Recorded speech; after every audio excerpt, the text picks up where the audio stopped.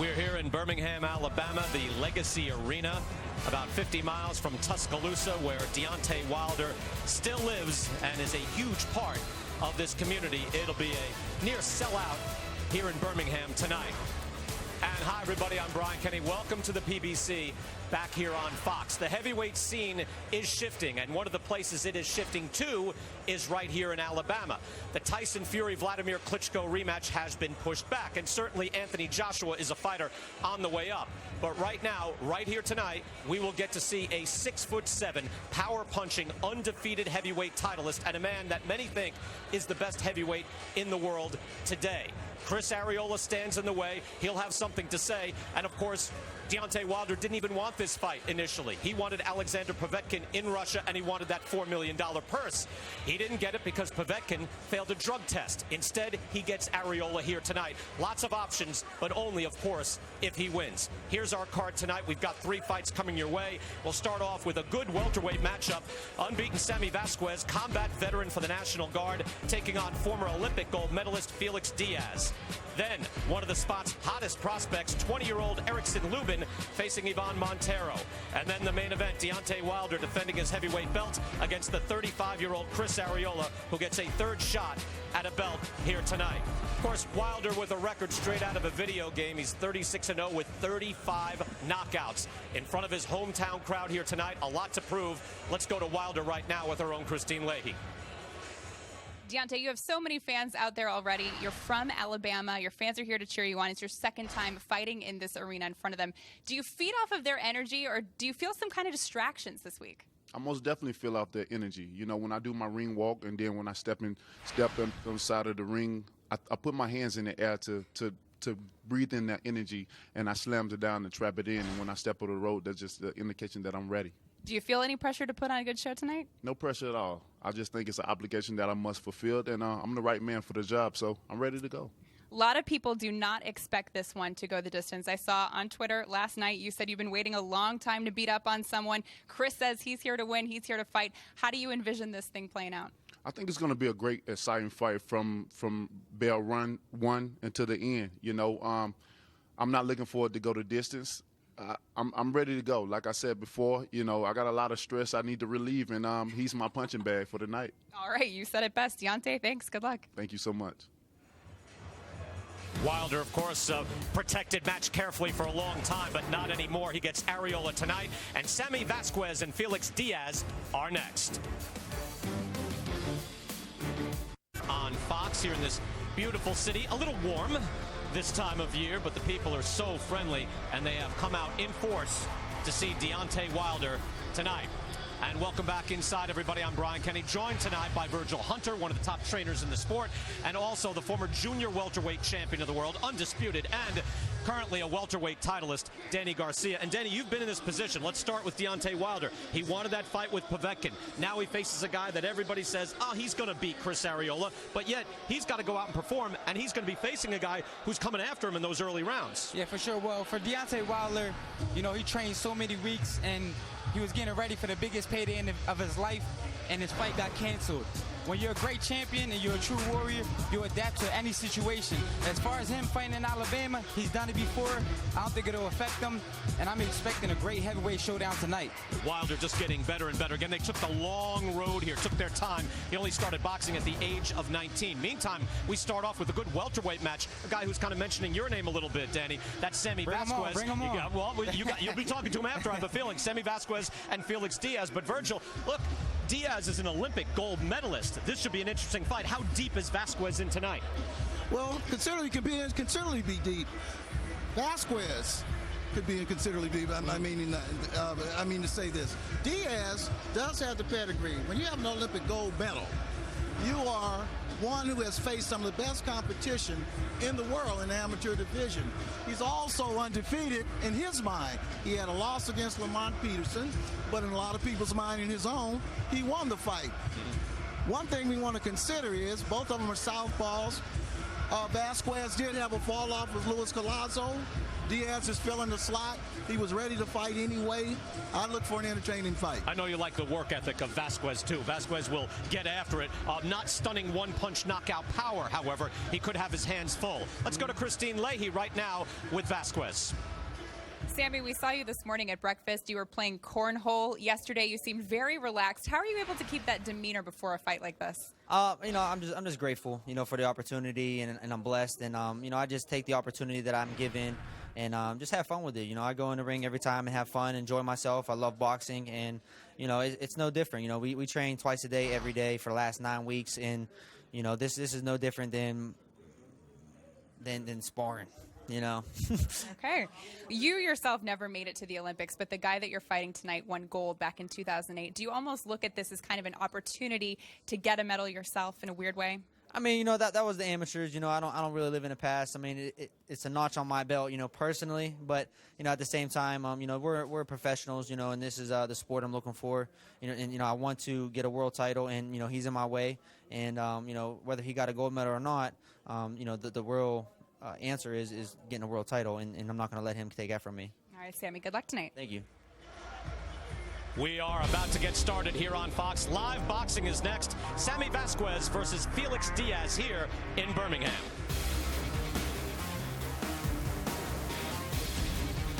Fox Premier Boxing Champions is sponsored by Corona, who invites you to find your beach. And by Motel 6. We'll leave the light on for you. At PBC and at Fox, we'd love to interact with you. You can download the free Throwdown scoring app on your Apple or Android device. Score the fights and get real-time stats. Let's go to the Corona tail of the tape. Sponsored by Corona, who invites you to find your beach. Sammy Vasquez versus Felix Diaz. Not young guys, again, kind of on the way up. You see the records, 21-0 for Vasquez, 17-1 for Diaz. But Vasquez is 30, Diaz 32, former Olympic gold medalist. Let's go to the ring, and our ring announcer, Ray Flores. Ladies and gentlemen, good evening and welcome to the Legacy Arena here in Birmingham, Alabama. Live on Fox, this is Premier Boxing Champions. The action begins with 10 rounds in the welterweight division. The 3 judges ringside are Erwin Deutsch, Karen Holderfield, and Ron Moon. And the referee in charge, when the bell sounds, Keith Hughes. Introducing first, fighting out of the red corner, wearing the gold and the white. His professional record, 17 wins, 8 of those coming by way of knockout against 1 loss. Fighting out of Santo Domingo, Dominican Republic. He is a 2008 Olympic gold medalist, Felix Hijo de Oro Diaz. And across the ring, his opponent fighting out of the blue corner, wearing our nation's colors, red, white, and blue. As a professional, he is undefeated, 21 wins, 15 of those coming by way of KO. Fighting out of Monessen, Pennsylvania. Ladies and gentlemen, here is the Sergeant, Sammy, the Who Can Mexican, Vasquez Jr.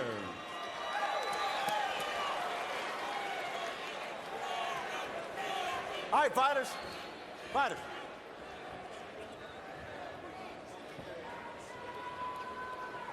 All right, guys, you already been giving you instructions in the dressing room. I remind you to listen to me at all times. Watch your shots behind the head. Watch your shots here. No holding, no wrestling. Shake hands. Good luck and God bless. Yes, sir. You see, Vasquez is the taller man in the ring, and we're going by the unified rules of boxing. No standing 8, no 3 knockdown rule. Only the ref can stop the fight. You cannot be saved by the bell in any round. And if we go after 4 rounds because of some sort of cut or something else, it can go to partial rounds scored after 4 rounds for a technical decision. Before that, it will be ruled a no decision. We're underway. Sammy Vasquez versus Felix Diaz. Brian Kenny here with Virgil Hunter and Danny Garcia. Danny, we didn't get you to weigh in on this fight. What do you think of the matchup? I think it's an even matchup. I think it's a 50-50 even matchup. You have 2 southpaws, both not tremendous big punches, but good technicians, and I think it's a great even matchup. Good body shot by Vasquez early. Vasquez doing what he said he was going to do. He's going to keep his range and pick and poke to the body and eventually bring it back upstairs. Right away, he's trying to establish that. As Diaz back up on the ropes already. Diaz, former Olympic champion, comes off a disputed loss to Lamont Peterson. Danny, you know a little bit about the class of Lamont Peterson. Pretty good fighter, so that shows you the level we're talking about. Yeah, Lamont's a tremendous fighter. Diaz brought it that night. He has to bring that same mentality tonight. I didn't think he would come out being a less aggressive fighter, but I guess he has a game plan and sticking to it. What do you think of that, Virgil? I mean, just kind of backing up and staying there. What do you think? Well, right along the ropes a minute ago, Diaz made a little move to his right, so he's going to try to create an angle on Vasquez's aggressiveness. He's trying to anticipate Vasquez stepping in. He's taking his time and trying to figure out what Vasquez wants to do before he starts reacting to it.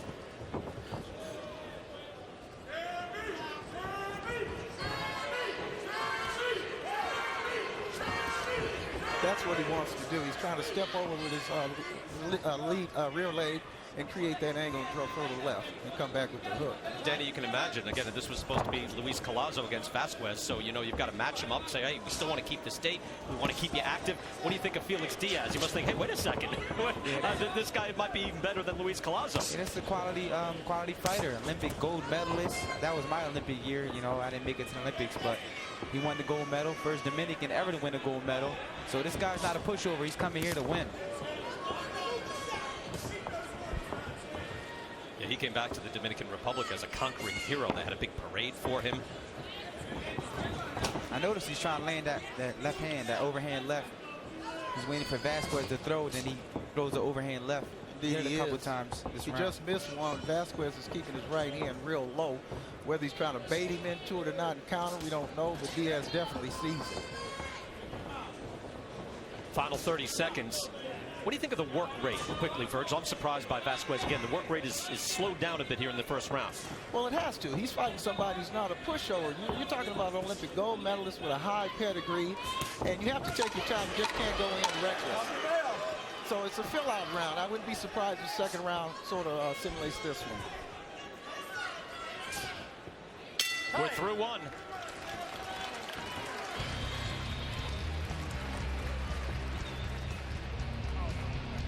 Diaz and Vasquez underway. Slow start, should pick up. We're back in Birmingham after this. Corner Cam is sponsored by Applebee's new wood-fired grill salads.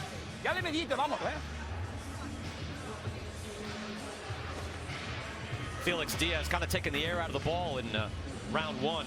Vasquez usually a prolific work rate. Slowed down there in the first round. Underway here in round two. The PBC on Fox here at the Legacy Arena. Birmingham, Alabama. Brian Kenny, Virgil Hunter, and welterweight titleist Danny Garcia, former junior welterweight champion of the world. And Vasquez was throwing your name around yesterday, Danny, as someone that he would like to shoot up at, of course. Of course, you have, like, there's living legends around who are throwing your name around. Yeah, I mean, there's a list of fighters you got to get through before you get to me. But, you know, if you want some of, Danny Swift Garcia, I'm here, man. Just mentioning that your name has popped up as Bob Arum is looking for an opponent for Manny Pacquiao. It'll be interesting.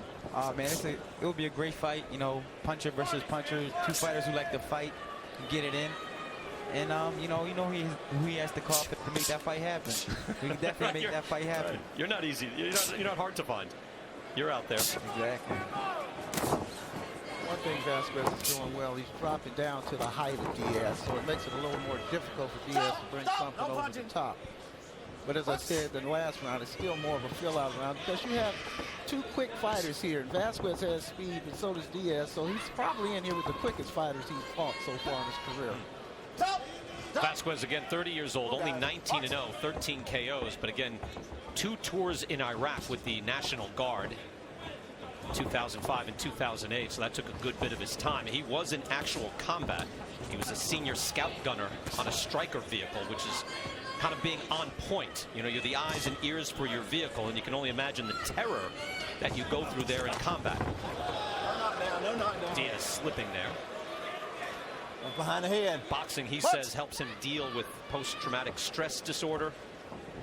He wants to help fellow veterans suffering by encouraging them to seek help. He gets therapy once a week. So he is out there for his fellow veterans. And he's out here again. Danny, difficult. Again, you were brought up as a prize fighter. You know, your father was there every step of the way. This guy, you know, went into the National Guard, went to battle, came back, and he's still making a professional career. Very difficult. Man, it's not about respect, man. It takes a lot of heart to go out there, you know, and fight for our country. He got hurt right there with a little jab. But, yeah, man, he's a good guy. Diaz snapped out that jab. You're right, Danny, and then stunned Vasquez for a second. Diaz is starting to find his range. He started out by poking his jab out. Now he's starting to touch Vasquez with it. So he's finding his range. He's getting closer and closer. So now we see Vasquez on the back foot. I expect this type of fight. Ebbs and flows and back and forth. Yeah, that is an interesting point, Virgil, in that we saw earlier almost Diaz passive backing up. Now he's the one moving forward and landing a bit as well.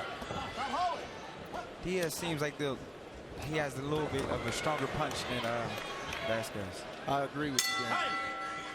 Starting to heat up. We're through 2 rounds here in Birmingham. Sammy Vasquez trying to stay undefeated against Felix Diaz.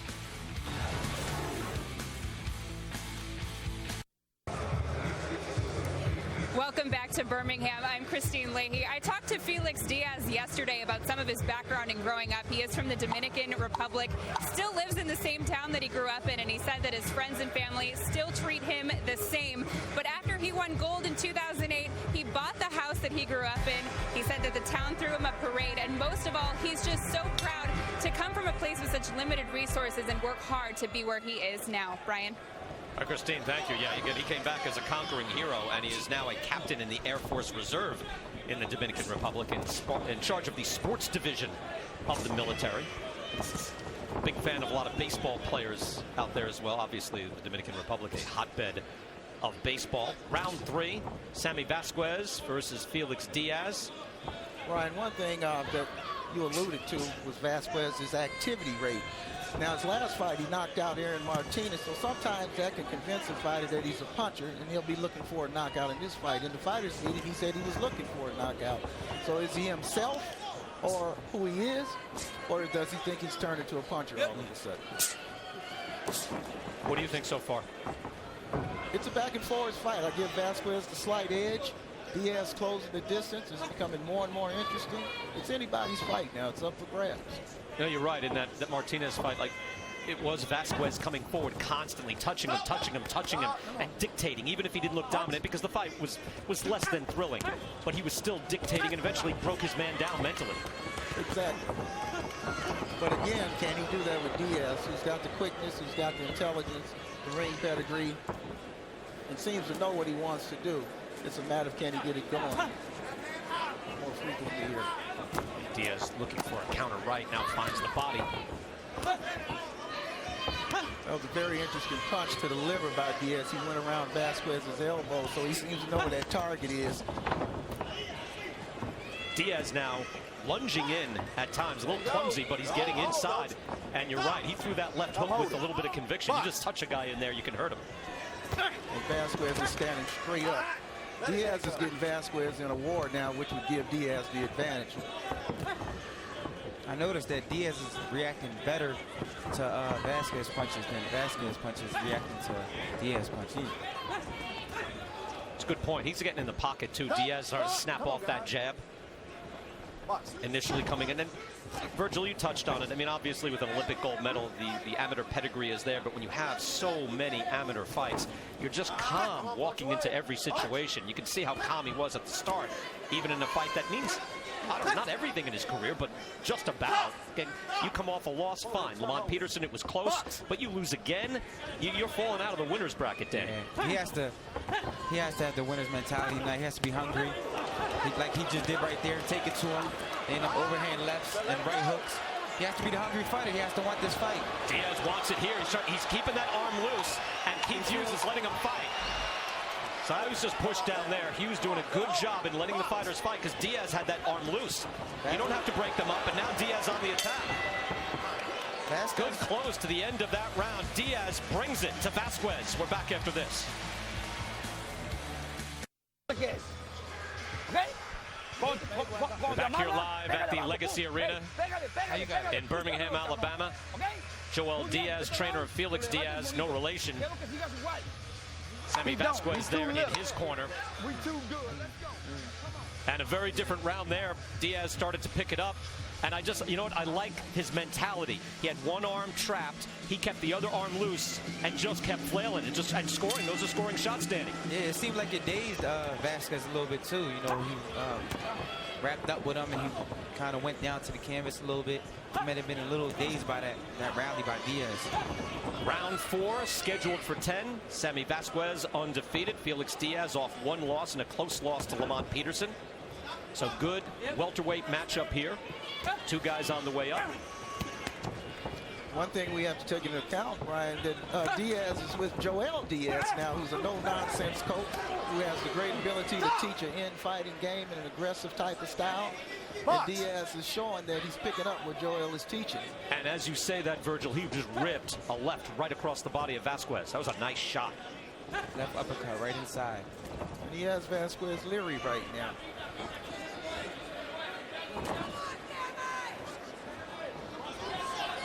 You know, I say these guys on the way up, but it is a crowded welterweight division, probably the best in all of the sport. We saw Keith Thurman and Sean Porter in a classic. Kell Brook is moving up to fight Gennady Golovkin, of all people. You've got Pacquiao, you've still got Tim Bradley out there. Amir Khan, your guy Virgil, good shot there as they both go to the body. And of course, Danny Garcia, you're an undefeated world champion in this division as well. I mean, there's so much talent, which is, I guess, good. There's a lot of big money fights out there. Exactly. You know, all styles match up. There's a lot of great styles, a lot of different personalities. And, you know, all those fights will happen sooner than later. That's why I'm encouraged when I hear even Bob Arum and Manny Pacquiao mentioning your name, so you can cross party lines. Yeah, that's great for boxing. That's great for boxing. You know, boxing as a whole, you know, not different divisions and different promoters not working with each other, so I think it's great. And look, you see how good it is when the top guys fight each other. Thurman, Porter, we've been waiting for years, and it was outstanding. We brought out the best in each other. Yep. Final minute here in round 4, and the action picking up. Diaz finding his rhythm. At some point, Virgil, I'm going to have to ask you how you're scoring this, because it is difficult. It's very difficult. If I was a judge, and based on what I'm seeing in body language and activity, I would have Diaz slightly ahead, but who knows? I think one thing we talked about earlier, Brian, is that we did see Vasquez this morning at breakfast. In some fighters' opinion and coaches' opinion, has been giving up a lot of energy by playing some table games and things of that nature. And maybe it could have an effect on him. His punches seem to be getting flatter. He challenged Danny Garcia not to a fight, but to horseshoes. Yeah, I said I only play games I know how to win. He's getting hit right here. He's getting, you know, beat up a little bit. Good uppercut by Diaz. He's taking some big shots here. Vasquez smiles at him, but basically acknowledging that was a good shot. Diaz hitting him with hard shots, power shots, starting to take control. Could be winning rounds as well. Exciting fight so far here by competitive welterweights. We're back live in Birmingham in a moment.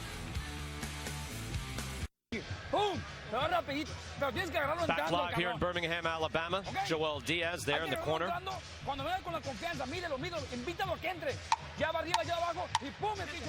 Virgil, if you're on the other side with Vasquez there, as the other guy starts to get the better of it and take control of the fight, you see Sammy Vasquez's family there and his wife as well. What do you tell Sammy Vasquez in the corner? Well, right now you have to get him back into the fight and get him back in control of the fight, and you take him to what he does best, box. And that's what he seems to start to do when he comes out for this round. He wants to keep his distance, but Diaz is timing. He's timing Vasquez when he reaches for him, and Diaz is waiting on that and following it back, like there.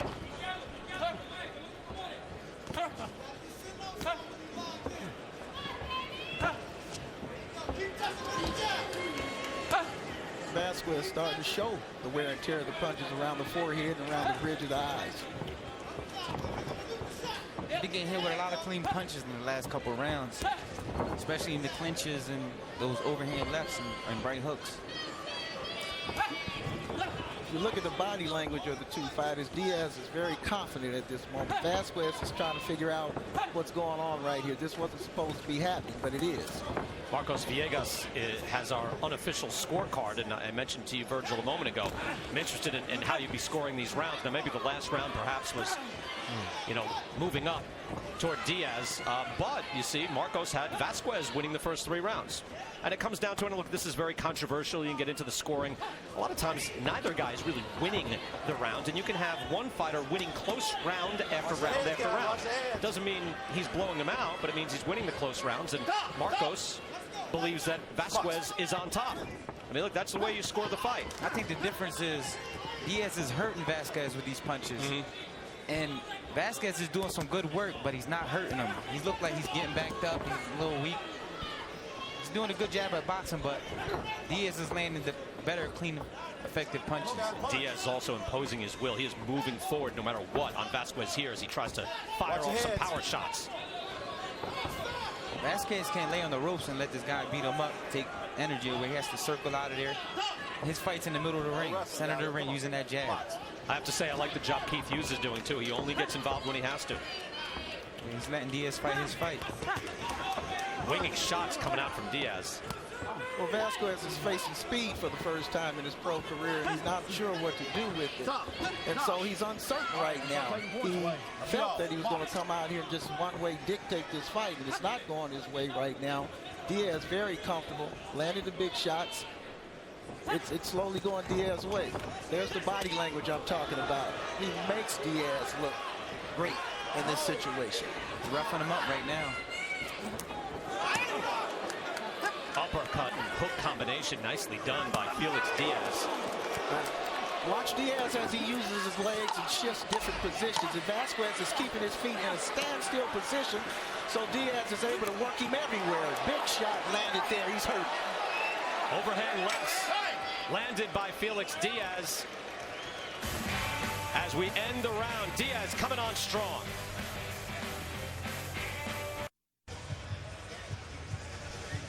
Back here live in Birmingham, Alabama, the PBC on Fox. You see both fighters in this good welterweight scrap. Felix Diaz coming on strong. But again, it's not at the end. I've told this to fans going back decades now. It's not who you think won at the end.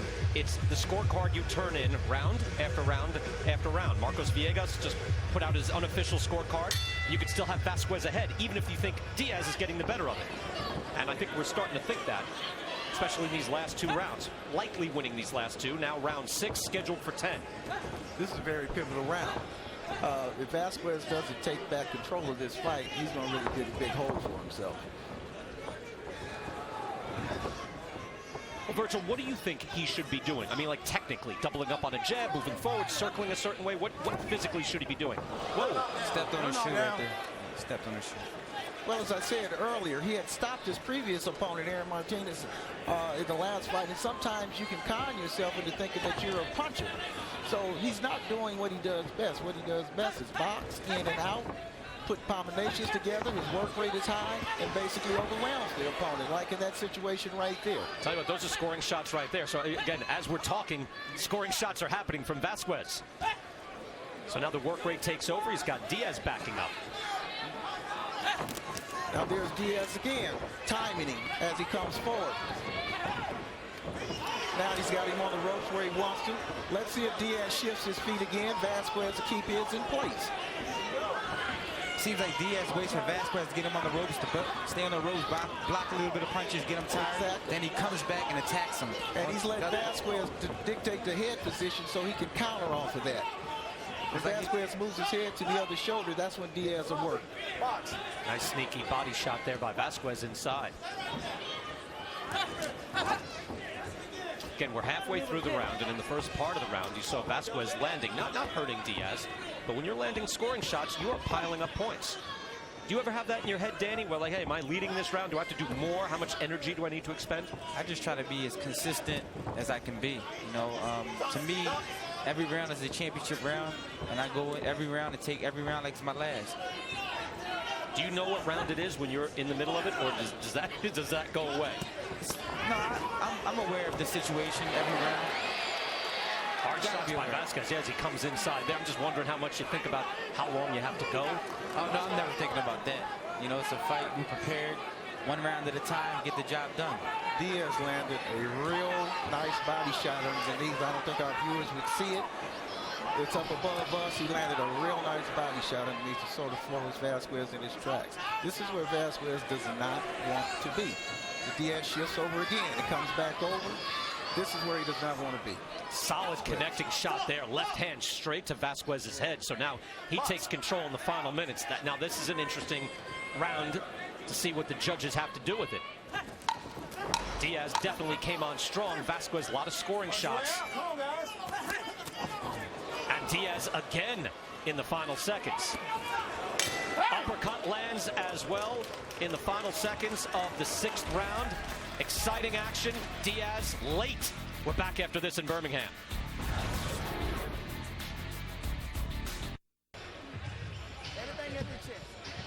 Back with Felix Diaz there in his corner with Joel Diaz. And just to follow up on the conversation, I asked Marcos Villegas who won that round. He pointed to Felix Diaz. Okay, so there you go. Last minute, good power shots. More effective shots. It seems like he's landing. Yes, no problem.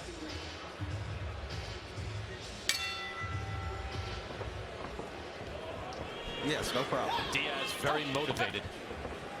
Replacing Luis Collazo on this card, says this is a great opportunity. He was preparing for another fight. We asked him about Vasquez. He said, no, this is a good fighter. He's a very good fighter, but it's nothing I haven't seen before. He's fought the top amateurs in the world. They got a lot of success, but just management problems, promotional problems through the years. So he's only had a number of fights, low number of fights coming into this one. Again, he's 32 years old. He's only 17-1. Very few guys, Danny, come up like you where everything just works right. You know, it's difficult. You can go through a year or two where things just aren't going your way. You're not getting the fights that you need. Exactly. Well, he's an Olympic gold medalist, so he has that background. You know, he's more advanced than the average person who would turn pro and be managed to the top. Like, you know, like Vasquez, this is his first real test. You know, Diaz, his test was against Peterson. He didn't pass it, but he got a lot of experience, and it's showing this fight to me. Yeah, it's a good point. It was early on. Well, good winging shot there, and another right hand by Diaz. Catches Vasquez flush. Didn't hurt him, but smacked him on the side of the head. Vasquez is showing the impression that he's fading a little bit. Now, again, I don't know if he gave up a lot of energy just being around his family and playing games earlier today. But he's having a hard time figuring this out. He's going to the rope, something that we've never seen before. And what Diaz is doing is trying to walk Vasquez over to his right side so he could step in and drop that left. When you notice what Diaz does with his subtle shifts right there. So the jab is working too, Virgil. Diaz just doubled up on it and tapped him with that second jab. Diaz seems starting to impose his will. You know, he's trying to take Vasquez's will away and break his heart. And, you know, break his soul, make him not believe in himself right now. So Vasquez has to stay mentally strong in this fight. Who's mouthpiece? Mouthpiece came out on Diaz. So Keith Hughes will get back there. And Diaz lives in the Dominican Republic still. And I believe, as Christine mentioned earlier, bought the house that he was raised in. So he's still in that neighborhood. Good shot there to the body. So he's there still with his people. And this would be a huge win for him here, climbing the ladder and getting into just the thick of those big names in the welterweight division. Now Vasquez is bleeding out of the nose. It was interesting about the mouthpiece because no punch was landed when Vasquez dropped that mouthpiece. So you have to ask yourself, did he deliberately drop it? Hopefully not, but he went out without a punch. So he's showing indications of fatigue, as I said earlier before, and he hasn't figured out Diaz. He's in a danger zone here and losing this fight.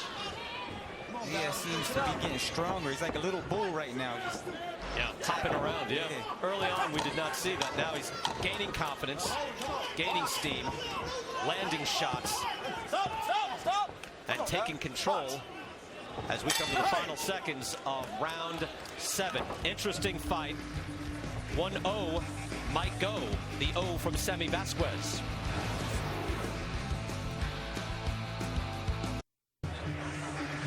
Good work.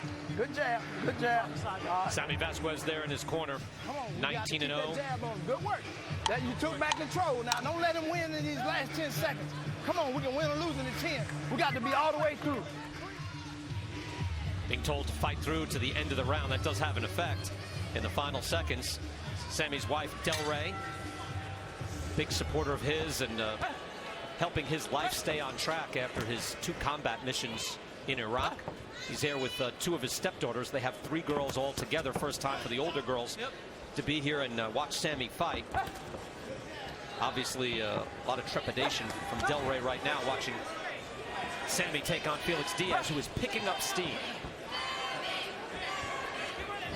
Diaz is doing so many subtle shifts that Vasquez can't pick up on it. So Vasquez is quick on his feet, but he's in or out, whereas Diaz is over and under.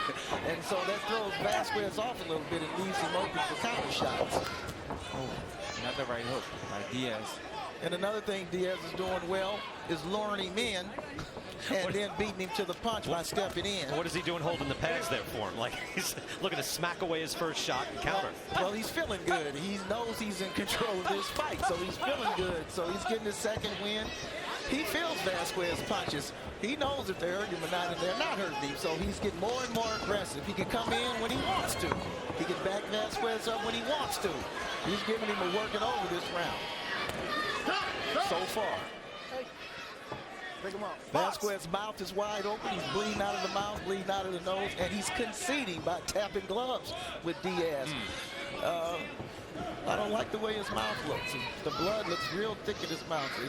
Could it be a fracture? Could it be? I don't want to alarm anybody. Good left hand right there. He's having some difficulties. Seems like he has a gash in his lip. Yeah, that mouth is wide open, and that you cannot do that. You get your jaw broken. You keep that open. On the right bottom side of his right lip, it seems like he has a gash. Busted open a little bit. Might be swollen too a little bit. Looks on the right side of his mouth. Virgil Den, you guys could be onto something here, noticing it that he's having problems. Well, you have to ask yourself, is he swallowing blood? Now you got Diaz really picking up his speed and activity. We could have a stoppage here. Mouthpiece goes out again as Diaz marches in and now lets it fly. I don't know if Vasquez can keep Diaz off him anymore. Time! You can see the look in his face. That mouthpiece You came better out bite again. down on it this next time. You got me? Bite And, down yeah, on it. there it is. It looks swollen. Virgil, you're right. There's a lot of blood in his mouth as well. He cannot bite down on the mouthpiece. This is what makes you a true champion. This is what makes you people think you're ready for a world title fight, when you can come back, you know, from taking a beating like this. If Vasquez is ready for a world title fight, ready to be there with the elite, he has to turn his fight around and show that he can face adversity and beat it. He has just enough of an uppercut right up onto Vasquez's chin, which is not good if Vasquez. Oh my goodness. Nice right hook by Diaz. Vasquez in trouble, clearly. And obviously you see possibility of being injured. Right Virgil. here we see Diaz as he's luring Vasquez in, and then he beats him to the punch. Then he steps in and lures him in again. And this is what's been going on since round 3, and Vasquez hasn't figured it out. And as a result of this, he's taking quite a shellacking. We don't know if he can come back in this fight. Listen, we're making this too close. We're making it too close. Yeah, I wonder, yeah, Virgil, you picked up on that quickly with his mouth being open, hanging open. A lot of times you're just tired. Come on. Got 2 more. Let's don't make this close. Let's separate ourselves right now, these 2 rounds. Deep breath. Rinse this out. Rinse it hard. We let him get those little spots. We can't let him get those little spots. All right? Come on. All right? Keep working. Keep working. Let's go. Charles Leverick there in the corner. Now, they're not saying anything about an injury or, hey, are you okay? What's the matter? So maybe he just got popped and it's swollen. I don't know. No, it's a big gash on the top of his lip. If you see this, it's cut open. That's a big gash. So it's probably, that's why his mouthpiece probably isn't coming out, because it feels uncomfortable. It probably feels worse than what it is. But it is a big gash on the top of his lip. He probably doesn't have the ability to bite all the way down on it now, Danny. And Vasquez's eyes is showing that he doesn't quite know what to do with this situation. His eyes are spacing. He's fighting, to me, on memory and instinct. And I really believe if Diaz presses this issue, he can get Vasquez out of here. There was that moment in the 8th round before Virgil where it looked like there was a possibility. Keith Hughes took a closer look as Diaz started to throw some real bombs there on the ropes and was landing a lot of those shots. But Vasquez, you have to admire his toughness. You're right, a lot of this is just going on his memory and on his training and on his toughness and him staying in there. Well, if you look at his last 2 jabs, they're tentative jabs where he wants to hit him, but he doesn't want to get hit in the situation either. So he's being real tentative with his jab, and that's not the way to be for a fighter who's behind in the fight. He simply has to let it go if he wants to win this fight. He's taking some good shots, but he hasn't been knocked down or, out on his feet yet. So I wouldn't consider stopping the fight. He's still in it. He's won a lot of the earlier rounds. If he can close these last 2 rounds, he knows he still might have a chance. Diaz goes to work. Ooh. Nice firing back by Vasquez. Trapped in the corner, but he fires back. And Vasquez says, let's do it. Diaz shows his pedigree by bringing him back over here to the other side. Lured him in. Vasquez showing the heart of a champion, but Diaz showing his pedigree, showing his way around the ring that he knows this ring. He made Vasquez walk all the way to the other side, tired and hit. Watch him make him come to him again. He's bringing him to him, and then he brings him right to the punch. And Vasquez using a lot of energy right to the punch he comes. Right, just jumps right back in with a quick jab. That's what's going on right now, this dance. Come on, guys. Let's sloppy again. I leave, you come. Here we go again. Same thing. Good overhand left by Diaz. Yeah, Diaz, a good overhand left landing. Vasquez knows he's got to land himself if he's got to win a round. Nice scoring jab as well by Diaz. For our viewers, this is what you call pedigree. He's walking him from corner to corner, each side of the ring, taking a lot of energy out of him, and then runs him into a punch. And each time he walks again, he's a little weaker. Vasquez just landed a good body shot right there. And his hands are down. Look at Vasquez's hands. That's where Vasquez has to let his hands go right there. Diaz moving his head nicely and getting out of trouble. Vasquez is right. He needs to stay alert, Vasquez does. Yeah, Vasquez was marching after him right, hands down, chin out, mouth open. That's a bad shot. Go back to the earlier in the fight. You see here at the end, those hard shots by Diaz. Now it's the best of it, but that's Diaz getting after it, looking for some sort of stoppage. Del Rey, Sammy's wife, hates to see that, has not seen that from her husband as a professional, as he does come in here tonight 19-0, and you see the face of Sammy Vasquez busted up. Behind your jab, even when you walk. Not cut, but on that lip. Must have got caught on the side. You see them applying the pressure on that. Yeah, there is a cut there just at the corner of the mouth. Oh, yeah, that's a bad cut. You know, it's weird, like you see just on the eye a little bit, and then on the lip. You don't ordinarily see that, Danny, do you?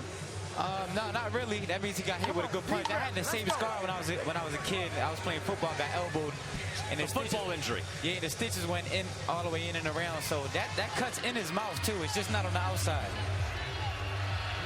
Come back. What a fight in both men as they touch gloves here in Birmingham. Good welterweight scrap. Marcos Villegas through 9 as they get to the final round, has Diaz ahead 87-84. And that's even giving Vasquez some of those early rounds. I believe the first 3 rounds to Sammy Vasquez.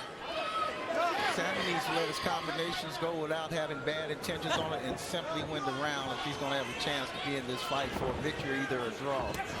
If he goes for a knockout, he could leave himself open.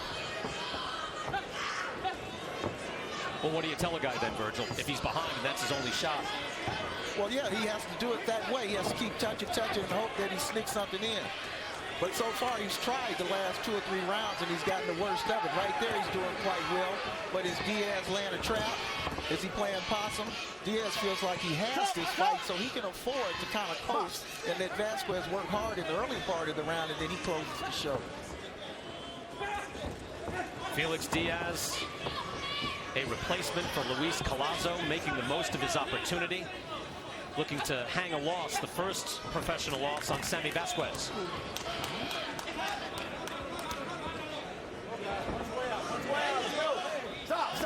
Stop. Come on now. That's both of you. Box. Boy, Keith Hughes is tough. It's like, hey, Keith, they're trying. That's the 10th round. Keith's done an excellent job, I have to say. He has, particularly in a fight of this magnitude in this type of fight. Come on, guys. Punch. Hey, Virgil, I appreciate you, John. Now, I think he's saying with the head. Vasquez cut right there with that overhand left. Now he's right got over the top. I don't know if he was complaining about, was it head-to-head or was it glove-to-head? I'm not sure. But I was going to say, Virgil, you pointed out nicely just the subtleties of all the little things that Felix Diaz is doing. Time! Now Keith Hughes calls time, and I think he wants to take a look at Vasquez. Let's see if that was a headbutt. I believe it was that overhand left. No. Oh, no. Collision. Well, all right, so he was complaining about the headbutt and then a shot to the back of the head. That's an illegal shot. I don't think Diaz was trying to do that, but when his head went back, that's where it landed. Now sprayed with blood.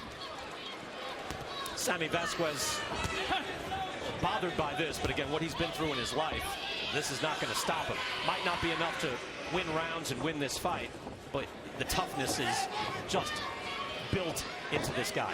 Oh, it's evident. Any trainer in the world would love to have the competitiveness in the heart of Sammy Vasquez. Nice left hand Vasquez land. Vasquez let that go, but Diaz fires back. Great action here in the 10th round.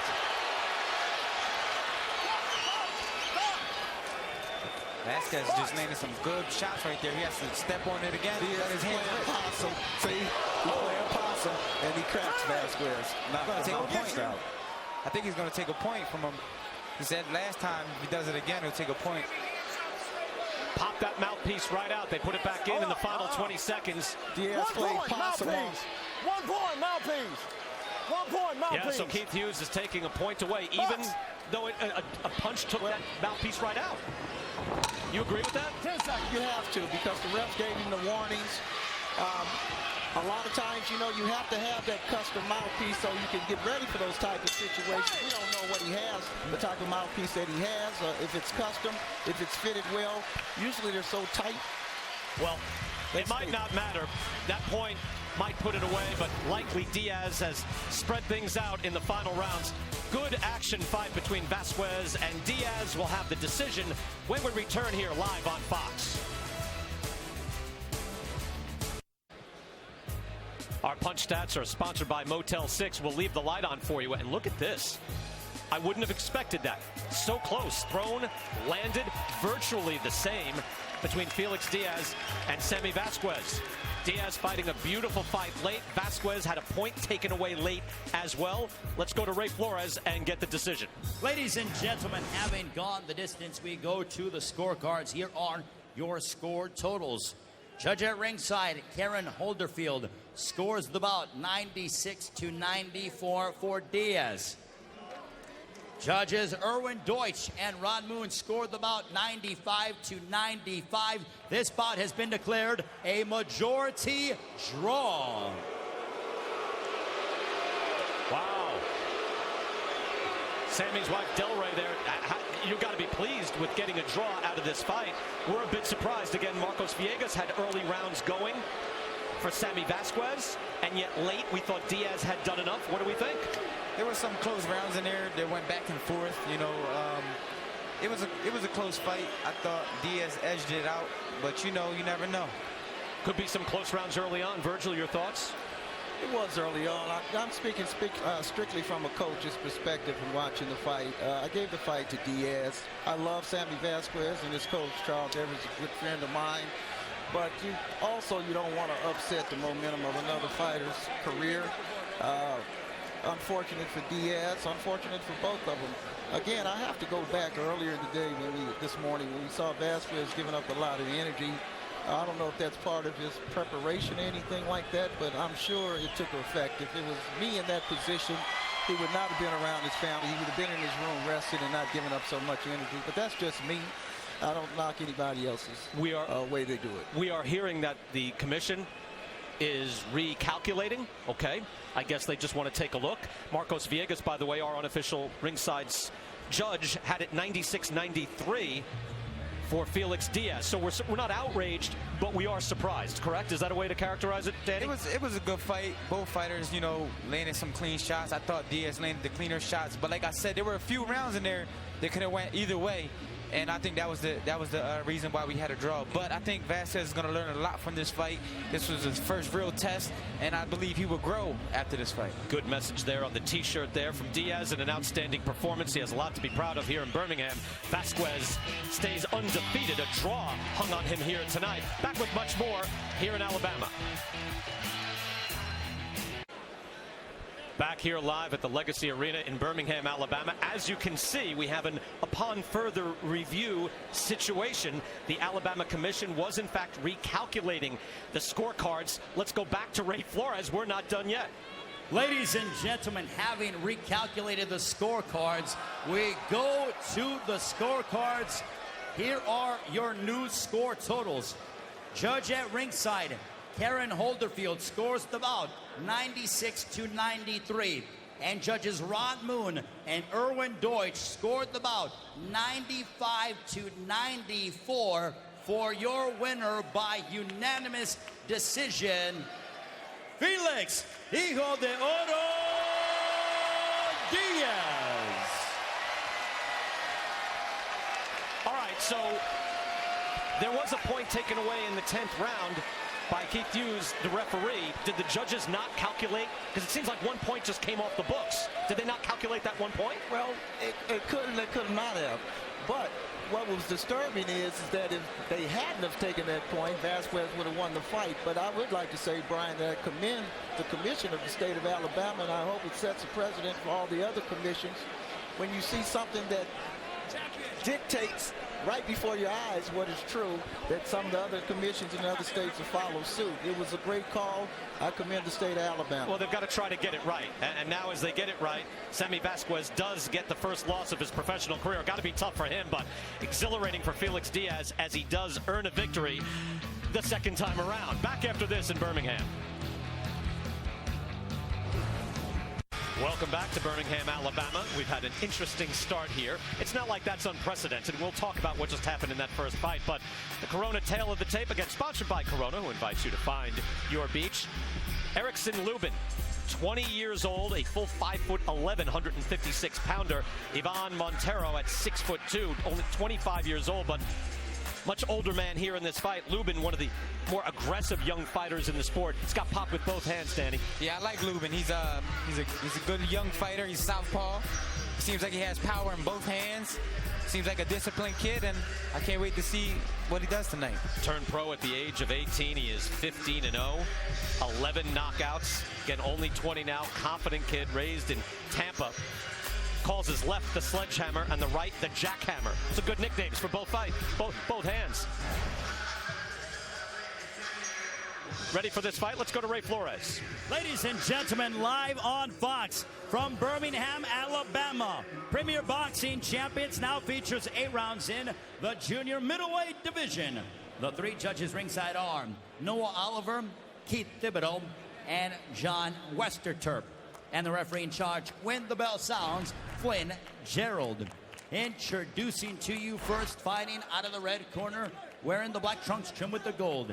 His professional record, 20 wins, 8 of those coming by way of knockout against 1 loss. Fighting out of Mérida, Yucatan, Mexico. Ladies and gentlemen, Ivan Terrible Montero. And across the ring, his opponent fighting out of the blue corner. He comes in wearing the red and the white. As a professional, he is undefeated. 15 wins, 11 of those coming by way of knockouts. Fighting out of Orlando, Florida.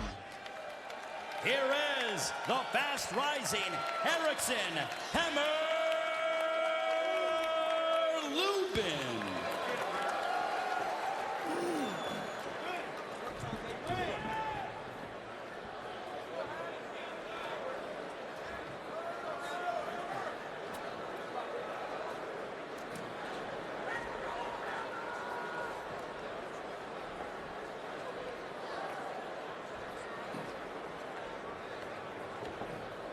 All right, boys, I want a clean fight.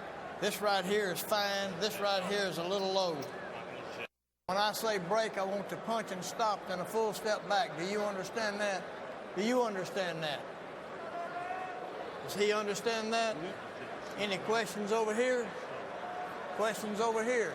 Y'all go to your corner and wait for the bell. That's Flynn Gerald, the referee. Erickson Lubin, again, explosive puncher. One of the top young fighters in the sport. National amateur champion back in 2013 when he was only 17 years old. Just to revisit from the previous fight. One, I have to say to Virgil Hunter and Danny Garcia here with me. I have to say Vasquez showed exemplary sportsmanship. Having been brought back, thought he got a draw, thought he called a break, brought back into the ring and applauded Felix Diaz for his victory. Kudos to him. I agree with you, Brian. And that's part of serving our country and getting that work ethic, and also from our military, how to conduct yourself in tough times, and he exhibited that. Well put. I mean, that's not easy. You go out, you think, hey, I got a draw, this is okay. Then you realize you lose. Tough to show that right away. And you're right, that comes from his training and a class act. And it appears, I can only figure, as 1 point was taken away on the revised scorecards, that I guess the judges, and I'm speculating here, but it appears the judges must have thought that point would be taken away after they handed in their scorecards, because 1 point was taken away, and that means that had the point not be taken away in the 10th round, that it would have been a draw. A draw, yes, sir.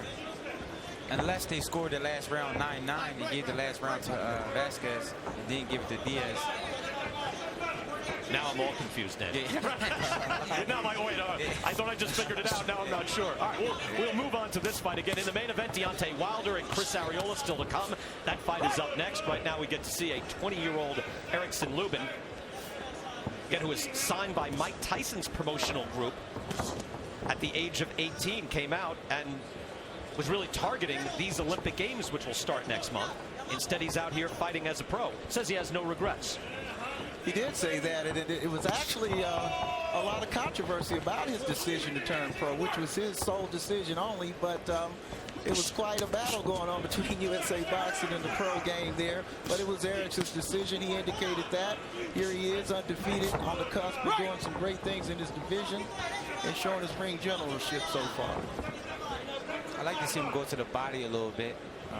Montero seems to be a little bit soft around the edges, so I like to see the young fighter go downstairs, try to work the body, come back up with some good hard shots upstairs. Montero out of Merida, Yucatan, Mexico. He is 20-1, good professional record. As Lubin goes to the body, you're right, that's a target when a guy is just not in the same condition as you are. 60 amateur bouts, was 56-4, so pretty good work rate, pretty good record for him so far. As one pro loss in December of 2015. He was knocked out in the 3rd round by Juan Macias Montiel. Great observation by a champion who studies his opponent, Danny Garcia. Also, in Mexico, there are a lot of fighters who do not show a six-pack that indicates that their torso is in good shape. I can say Juan Diaz by example. So it's hard to tell unless Lubin puts something down there and he goes down. But we're going to see that with Chris Arreola coming up, where we thought in the fighters meetings, hey, he looks really slim, and then he weighed in and we thought, all right, not quite the body beautiful, but his weight is within range at the very least. We step away for a moment. Round 1 in the books for Lubin and Montero. We're back in a moment. Is sponsored by Applebee's new wood-fired grilled salads. Erickson Lubin coming out of his corner already. Again, the impressive amateur background.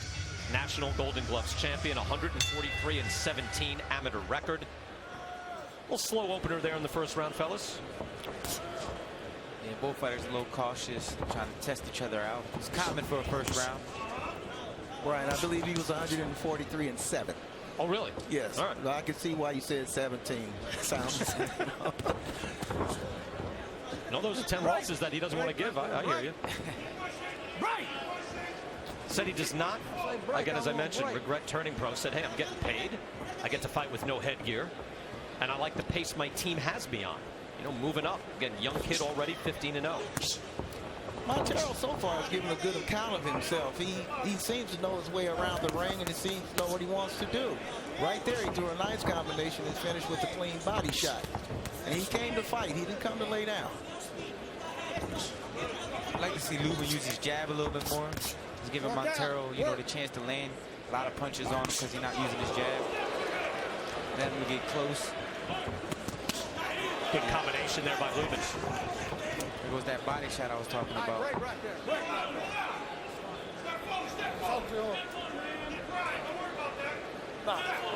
This is Montero's United States debut. All of his previous fights have been in Mexico. Oh, and a good left hand by Lubin.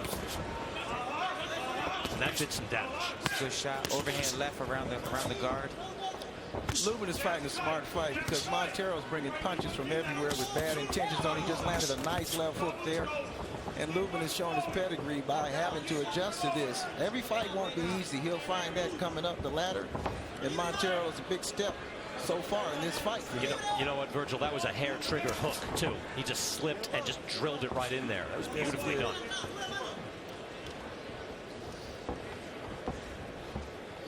Danny's got a nice fresh haircut as well. Lubin, don't you think? Yeah, that's nice, man. Sharp. And that's even better, right? Another overhand left over the top. Montero is going to sleep at times, and Lubin is right there waiting to make him wake up with a punch every time he goes to sleep. He's caught him 2 or 3 times just sleeping after he finishes punching.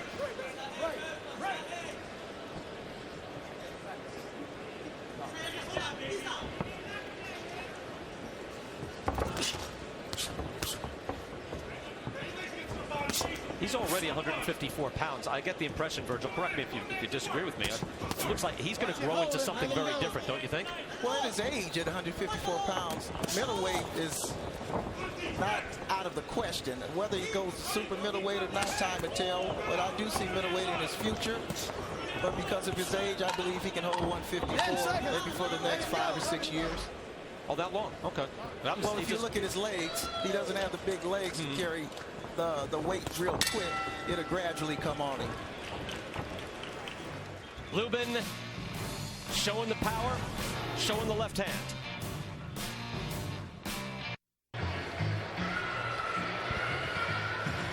Back here live Make sure we at keep the working. Legacy Arena.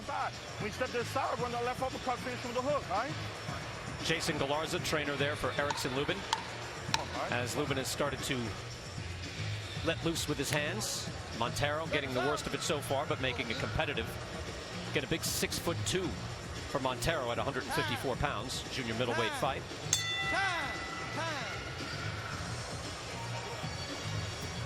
Referee Flynn Gerald just wants it cleaned up a little bit. That could be your old timer's trick right there. You know, wet the corner. The fighter might be a little hurt. Trying to buy some time already. Never know. Round 3, scheduled for 8. 20-year-old Erickson Lubin there in the red trunks against Ivan Montero out of Mexico, 20-1.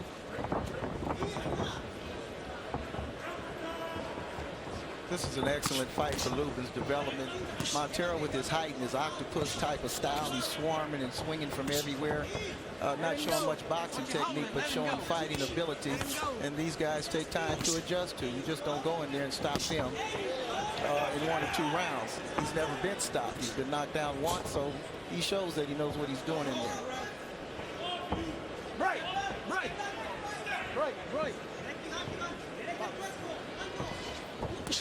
Our main event still on the way. Deontay Wilder, 36-0, 35 wins by knockout. Devastating right hand. Taking on Chris Arreola, getting another shot at a heavyweight belt. Now, I'd like to see Eric use his jab more down the middle since Montero's exhibiting this style. He brings his arms out on each punch, so he's open down the middle. And the jab early on will soften him up for the other shots later on. If Erickson starts putting that straight jab down the middle right when Montero gets ready to punch. Yeah, I agree. I was saying that earlier. I like to see him use his jab more. It seems like he relies on his left hand a lot. He throws it straight, throws it around the side, throws the uppercut like that. But I like to see him use it, set it up with the jab, and throw his combinations after that. Good short right hook from Lubin. You're exactly right, champ. It'll open up more combinations for him. Right now, he's landed with 1 and 2, where he brought 3 in that time. Lubin going to the body nicely as well, but Montero, again, he's throwing.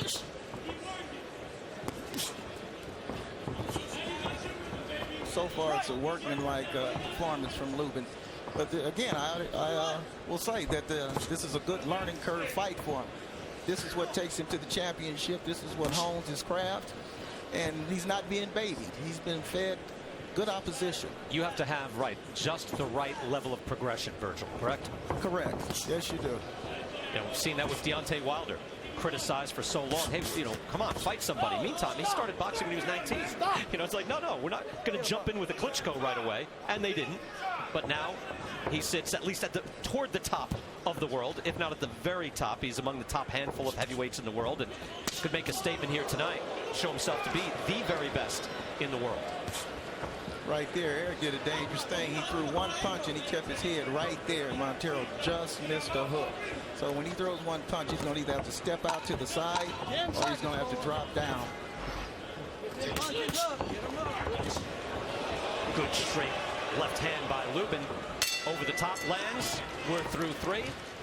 Erickson Lubin, Ivan Montero getting ready for Deontay Wilder here in Birmingham.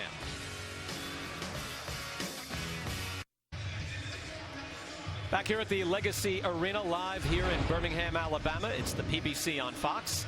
I'm Brian Kenny with Virgil Hunter, trainer of Andre Ward, Amir Khan, and Andre Berto. And Danny Garcia, welterweight titleist, former undisputed junior welterweight champion of the world. Virgil, congratulations on that Berto win, by the way, on Fox not too long ago. I appreciate it, Brian. It was a good win for Berto. Ortiz is the one that started him on his downward slide, but he got redemption, and I still look forward to good things for Andre. That was stunning, a stunning comeback and knocking out Victor Ortiz. Well, he shows he still has the ability, even though people counted him out, and he's a great kid on top of that. Third time we've been with you here on the Fox Network. We had Danny Garcia and Robert Guerrero open things up. That was a good scrap, Danny. Oh, yeah, man. Guerrero brings it. Oh, everyone knows Robert comes to fight. So, I brought out the boxing skills that night and was crowned the world champion. And then we followed up with Andre Berto and Victor Ortiz out in Carson, California tonight. We're in Birmingham, Alabama. It's going to be very near a packed house here in Alabama as Deontay Wilder fights in front of his home crowd in this arena, which was opened in 1976. Flynn Gerald stopping the action and doesn't like the elbow coming up from Lubin. Erickson Lubin, Ivan Montero here in round 4, scheduled for 8. Danny Erickson just landed a good jab right there, flush. Now, if he can work off of that and remember the effect of it and how easy it was because of Montero's wide punches, I think he'll start faring much better. Yeah, I agree. Good body work. Yeah, Lubin just quickly and without any thought whatsoever goes to the body. I'd like to see Erickson pull out either to the right or the left when he finishes his body attack and not out to the front. Or whatever side he finishes on, that should be the side that he exits. Yeah, he doesn't want to pull out, give the Ivan a chance to catch him at the end of the punch. Exactly. Overhand right or left hook. You're right, champ. He's bringing his head back to the middle, then pulling out.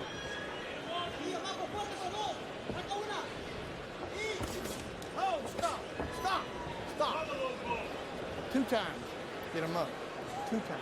Flynn Gerald thought that was low.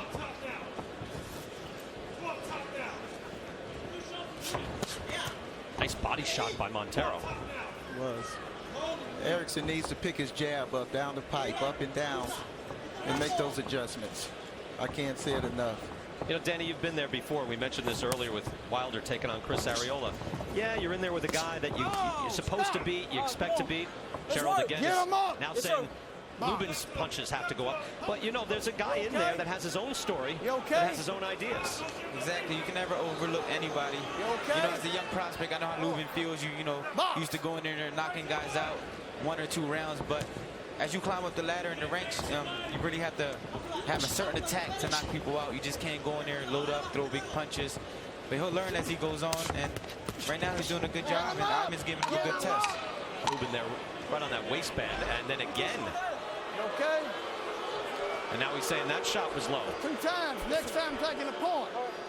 If I'm not mistaken, Montero pushed Lubin's head down, so it's almost impossible to land a punch clean. But a couple of those calls on both sides could have been borderline to me. But I'm not in there.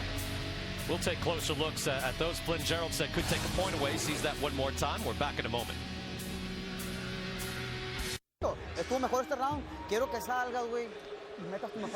Ivan Montero there with his trainer, Alfredo Lopez. Marcos Villegas has Lubin well ahead through 4, winning all 4 rounds. Flynn Gerald has gotten involved on both sides, saying get these punches up. I didn't see anything egregious, but I guess they're right on that waistband, what he considers low. I consider anything underneath, like the belt line, because you do have a big cup covering half of your stomach, so anything hit on there, I wouldn't really consider it low unless it's underneath, you know, the weight of your belt line. Well, that's where Montero, by the way, you see where he's wearing it. He is if you're hitting his waistline, I guess that's low, because now he's wearing them low. And I was just going to indicate that if you look at Montero's waistline, it's below the navel. You are allowed to wear it right on the navel, and the referee has a discretion to what he calls a low blow or a borderline. But because he does have his trunks around his hips, it's inviting. It looks clean to hit. Let's take a look at the punches so far and some of our punch stats. See what is happening here statistically in just a moment. See the punches thrown. So Montero is throwing, not landing as often. Lubin is clearly getting the better of it here, but again, Montero is game. Well, we can't forget Montero's only lost 1 fight. And he's fought down in Mexico. They don't baby him in Mexico, so you can imagine he's battle hard, and he's showing it. Yeah, I remember when I fought in Mexico, I said, who checks my hand wraps? He said, we don't do that out here. I said, whoa. I said, thank God I've been in a street fight before. Nice left that kind of stunned Montero. But again, that octopus style, he smothers Lubin's work.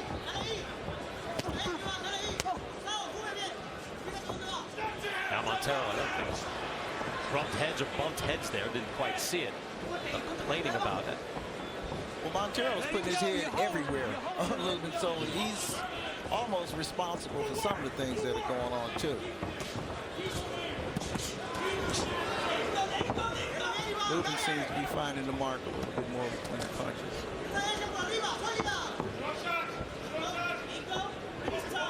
Again, we had a little excitement in the first fight. Sammy Vasquez and Felix Diaz. Look here. Where the commission went back. So now Flynn Gerald saying watch your head to Montero. But again, in the first fight, we thought we had a draw.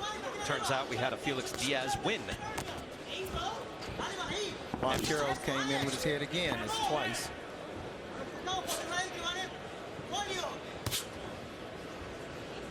Yeah, it's funny. He does want to get in tight, and yet he's the taller guy, Virgil. Yeah. He's doing what we call a ducking, and he's slipping and ducking in right there. See? He doesn't want to get hit coming in, so he drops his head and then he tries to swarm over the top. So he's being defensive on his offensive attacks, and then he wants to counter after that. Nice body shots there by Lubin as he goes back down again. Leans on the back of his head, but again, Montero is coming in and leaning. You're right. Lubin is slowly finding his range, doing landing some clean shots. Montero landed 2 overhand rights in a row. Didn't seem to hurt Lubin, but they still landed. Got to be careful with those shots. We're through 5 here in Birmingham. The main event still to come, Wilder and Arreola. Close your show. How do you want to close it? You want to dominate. All right, let's work, all right? Yeah. You want to be a star? Yes, sir. This is how a star works. Let's finish the show. All right. How about that? In the corner with Lubin. How do you want to finish this show? You want to be a star? And said, yeah, no, he's winning the fight. All right, do you want to be explosive? You're on Fox, you're on network TV. Let people talk about you. Exactly. You want to win by knockout when you're a prospect, but you don't want to force it on him. You don't want him to go out there and start doing things he usually doesn't do. Hey, if you're winning the fight, you're winning the fight. Close out the last couple rounds and walk out here a winner, and you get the knockout the next time. I agree with you, Danny. One of the things we as coaches always have to learn when we have a great prospect and a winner is not to push him too hard when he has this type of ability, but allow him to learn and fill out the fight himself and not take it and being sensitive when he doesn't get what he wants with a nice shot. Good combination there by Lubin. And he is fluid, isn't he, Lubin? Yeah, he's a strong kid, man. I'd like to see him use his jab a little more. I think it'll open up a lot of more offensive attacks, but I like his body shots and I like his left hand, how he goes to the body, loops it around, throws uppercuts. He uses the left hand a lot. I like to see him use his jab a little more. And that's the experience of a champion to our viewers. When you have that youth, you want to fight. You want to get it out of there. When you have the experience, you set it up, you take your time because you know eventually it's going to come. You have that patience. Exactly. Discipline.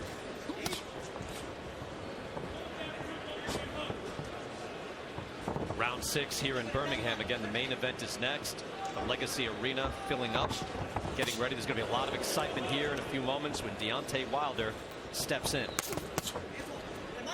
Against a guy who will bring it. Look, Chris Arreola is 35. He has peaked in his career. He's already taken on a Klitschko.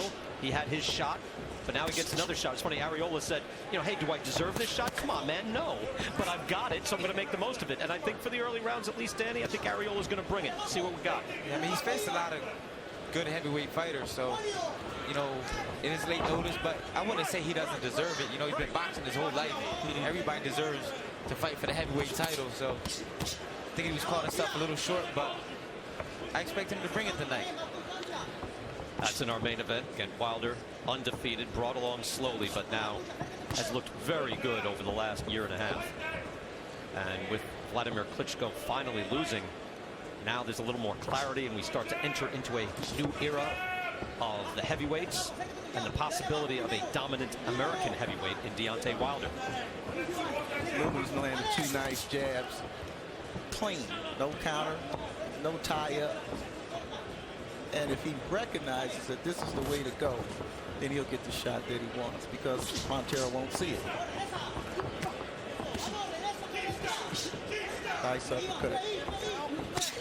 Body shot right there. Right hand body shot there. But you see the awkwardness of Montero stumbling and falling forward and balances himself with a short hook on the inside. I like Lubin's style. He goes for it. You know, he's a southpaw. He doesn't move a lot for a southpaw. You know, a lot of southpaws move to the right, try to use that angle, use the jab, those combinations. He's trying to walk his opponent down and knock him out. This is a 20-year-old kid. Erickson Lubin in the ring. Get back for round 7 in just a moment. Quick look here at the upcoming Premier Boxing Champions schedule. You can tune in over to FS1 right after we're done here. Highlighted by Jamal James and Wale Omotoso. But you see there, nice scrap there. Leo Santa Cruz and Carl Frampton. Adonis Stevenson back on the 29th. Errol Spence in August. Love to see Leo Santa Cruz in the ring. Exciting fighter. Back here, it's Erickson Lubin, 20 years old, 15-0, 11 knockouts, taking on Ivan Montero. Scheduled for 8. This is round 7, and Lubin winning these rounds fairly easily, we believe. Brian Kenny here with Virgil Hunter and Denny Garcia, live on Fox in Birmingham. And you get to see the level of progression of Erickson Lubin. I mean, not many 20-year-old pros, right, Virgil? Not many guys coming up at 15-0 already at 20. Well, he is on the fast track to a championship at an early age. He turned pro at 18, so when you turn pro that young, by the time you're 20, you can have amassed quite a few fights. And this is a good fight for him. After this fight is over, when he goes back to the gym, if he goes the distance, it'll settle him down even more because he'll realize he can't get everybody out if he doesn't get Montero out of there. Virgil, in this day and age, and again, you of course train Andre Ward, gold medalist, Olympic champion. In this day and age, what's the better way, what's the better path to championship success? Stay as an amateur, go through the Olympics, or turn pro?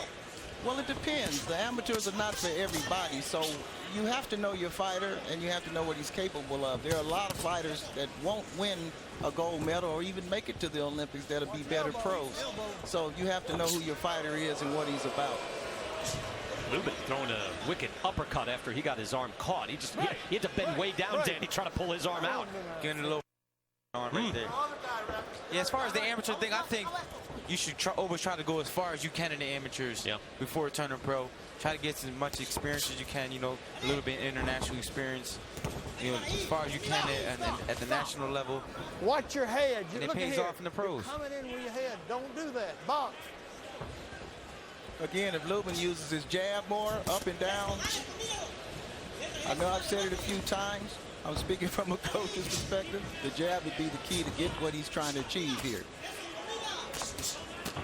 Montero sees the big shots coming, so he can brace himself and defend against them. Even if it hits it clean, he can ride that shot. But the jab will blind him more, and he'll get a clean shot through. Final minute of round 7.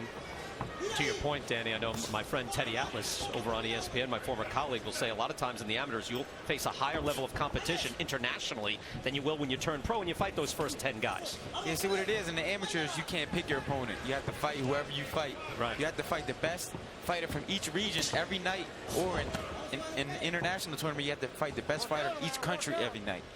So that's the difference between the amateurs and the pros. And you don't want to walk in too tough. Look at Vasyl Lomachenko, right? Yeah, I think he had one loss as an amateur, and then he lost his second pro fight. Right. You know, there's levels to it. You have to, you know. He's like the best in the world, and yet, no, you go in, you face a guy who's tough in the gym, a pro, you can hand you a loss. Well, I think one thing to remember is in the overseas, they are pros. Exactly. They're the amateurs. Lubin brings it on now in the final seconds. Montero answers back. Again, a lot of toughness in Montero as he comes back. We're going to keep it right here. Get into the corner and see what they're saying. Jason Galarza in the corner for Lubin. Alfredo Lopez for Montero. Let's see how they speak to the kid. How you going to close this show? Let's do it.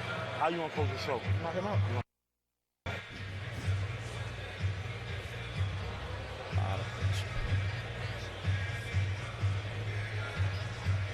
Well, Lubin is trying to do that.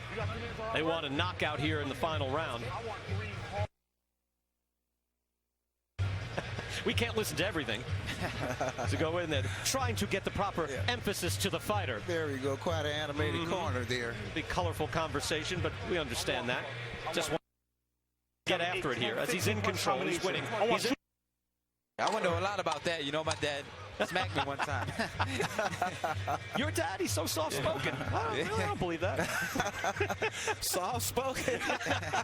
No, he really is soft-spoken, but no, I guess, you know, when you fight somebody's trying to kill your son in the ring. Oh, no, I love you. No, famously, your father is not soft-spoken. We know father's out of his mind, but we love Angel. I was asking for you, is your father here? I'd love to see your father out of the fights. Well, again, coaches have to learn, too. We have to grow with the sport also, and we have to let the fighter do it for himself. He can't do it for us. We do what we do in the gym. We hope he pulls it through, but it's for him. He has to want it, but we have to show him how to go about and get it. Lubin is picking up the pace here nicely, letting his hands go. And this could put Lubin in a bad situation and leave himself open because he's being implored to get the knockout. And he could lose focus here and leave himself open. He is listening, though, Virgil, right? I mean, that shows something. It's not that he's okay, he hears it, gives you the okie-doke and walks out there. He's trying to do what his corner said. Well, yeah, and that's a good indication of him following instructions. Like I said, we all have to grow together. The coaches have to grow and the fighters have to grow. But we don't want to put them in a situation where it could backfire on them or make them look good. Everybody's not going to go. So you're not crazy about that advice? Not at this stage of my life.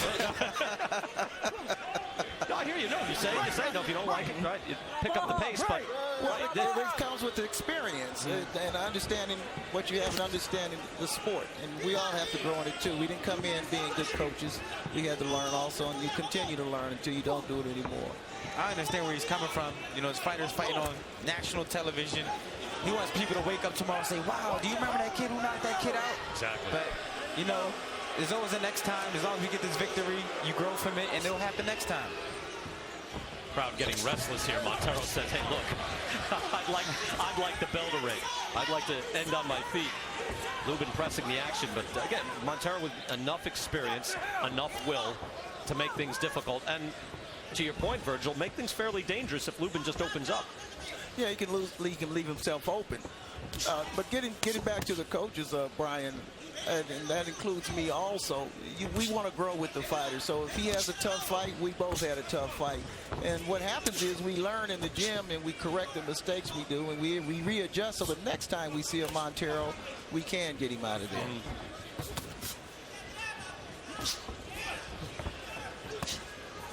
Beautiful. That was set up by a good jab. Final 30 seconds of this fight. It's Montero. Looks to finish impressively. Just do his very best here, even if he's swept, which is a pretty good possibility. In the future, I would like to see Lubin use his jab more and a little bit more angles. He was a little flat-footed tonight, you know, looking for the knockout and trying to walk him down. And that's the danger of knocking everybody out. We're through 8 and we're done. Erickson Lubin looking to go 16-0. We've got the official decision in just a moment.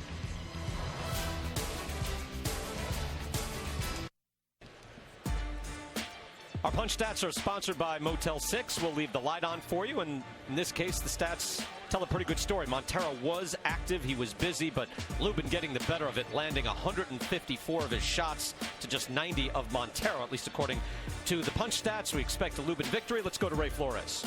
Ladies and gentlemen, having gone the distance, we go to the scorecards. Here are your score totals. Judges at ringside, John Westerterp, Noah Oliver, and Keith Thibodeau see about the same 80-72 for your winner by unanimous decision, and still undefeated, Erickson Hammer Lubin. Erickson Lubin, an easy winner here tonight. Not that easy. He did have to work for it, but he sweeps through. He's now 16-0. He moves on. Good young kid, nice young fighter, and we're getting ready for the main event. Deontay Wilder here in Alabama taking on Chris Arreola, who gets one more shot at the title. Back after the main event in a minute.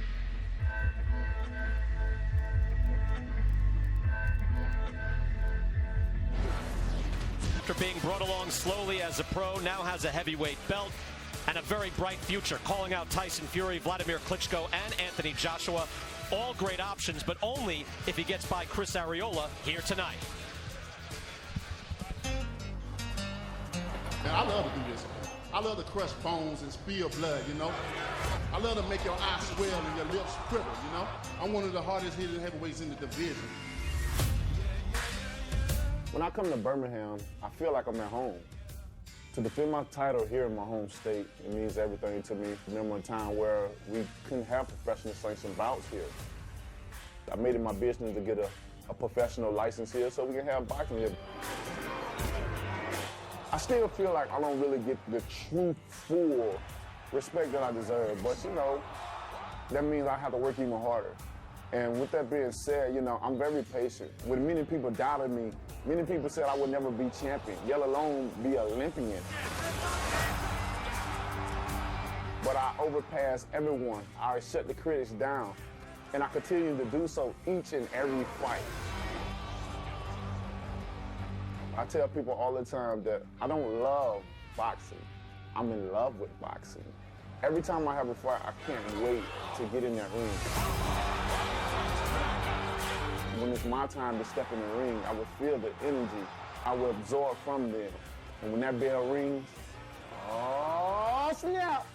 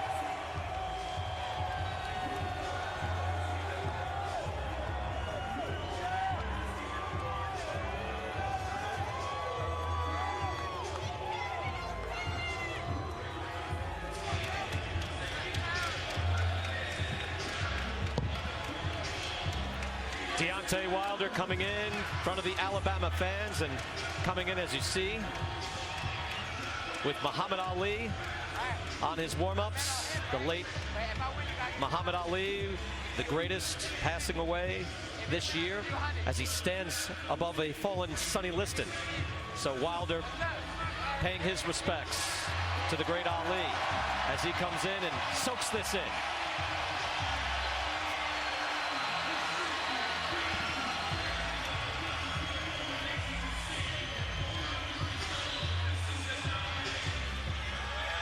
Tail of the Tape is sponsored by Corona, who invites you to find your beach.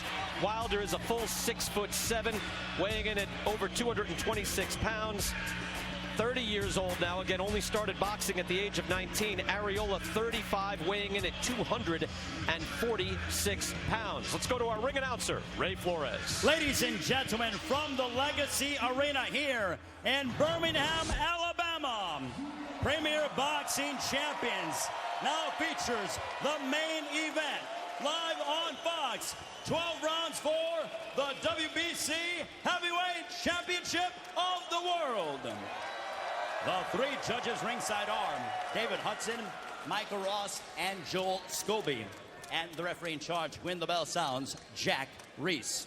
Introducing first, fighting out of the red corner, wearing the navy blue trunks. His professional record, 36 wins, 31 of those coming by way of knockout, against 4 losses and 1 draw. Fighting out of Riverside, California, he is the challenger, Chris the Nightmare Arreola. And across the ring, his opponent fighting out of the blue corner, wearing the white trunks trimmed with the black. As a professional, he is perfect. 36 bouts, 36 victories, including 35 of those by way of KO. Fighting and representing Tuscaloosa, Alabama, he is the reigning and defending WBC Heavyweight Champion of the world, the Bronze Bomber, Deontay Wilder.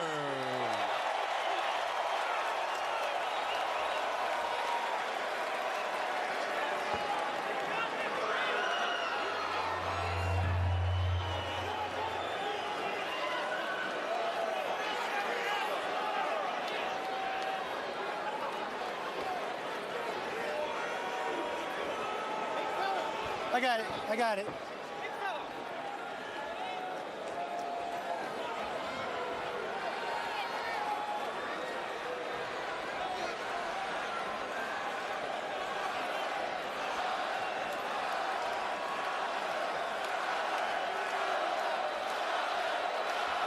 They're right here. These are high. I'm going to let them work. These are right on the belt. I'm going to let them work in there too. Mouthpiece. Mouthpiece. Mouthpiece, I gave you both instructions in the dressing room. I want to remind you, listen and obey my commands at all time. Protect yourself at all time. Fight hard, fight clean. Good luck, guys. Over 12,000 here at the Legacy Arena in Birmingham. Deontay Wilder turning into an international star, already a hometown hero. Brought along very slowly, which brought criticism. Stepped up in 2015, beating Berman Stavern, his one win not by KO.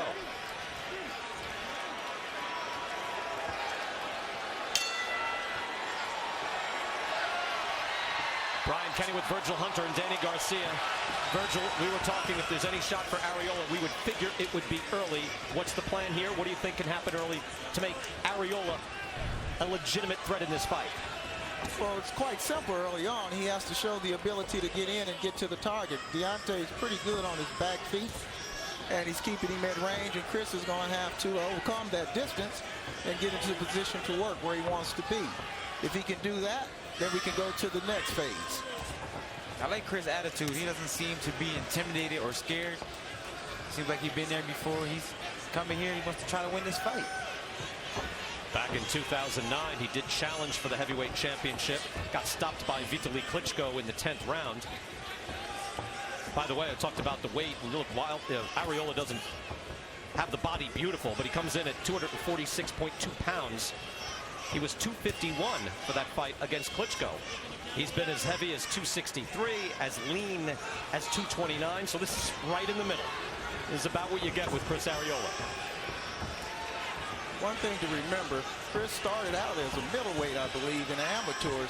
So he's grown through the weight classes, so he does have the ability to box. We haven't seen it much because he's been the dominant fighter in the ring, size-wise and punch-wise. Tonight, that's not the case. So he's showing another dimension to his game maybe not a lot of people knew he had.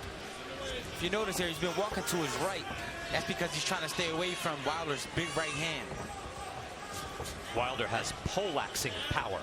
Again, 6'7", and you can see, you just got to respect the length. If you notice, he just keeps walking to his right. He's like, I'll give you the left hook, but I'm not giving you that right hand. There he goes right there. Wilder can meet him there by stepping over to his left, doing a left body shot, or doing a jab with a left hook.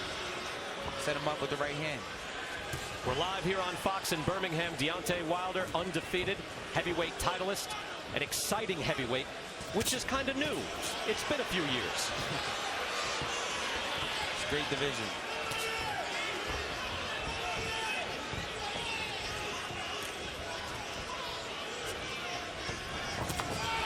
There's the right hand. Mark Breland told me a few hours ago he wanted Wilder just to box. Box, meaning just take your time, establish your jab, and use feints. He wanted him, Virgil, to feint with his right hand and get Arreola waiting for the power shot. Whether or not it comes, but get him thinking about it. Mark Breland, one of our greatest amateurs in history and also a world champion, knows boxing and knows how important it is for Deontay to stay patient because, again, Chris Arreola can punch and it can come out of nowhere, and Deontay is still in the learning phase, so he cannot overlook Chris in certain situations here. A slow round one. We're going to stay right here in Birmingham, live on Fox. Corner Cam is sponsored by Applebee's New Wood Fired Grilled Salads. And there's Mark Breland, former world champion with Wilder. Trying to stay away from your right hand. What you want to do? Start jabbing when you're jabbing, right? Go to check hook. Hit it with the check hook just to get the reaction. Keep the right hand straight up.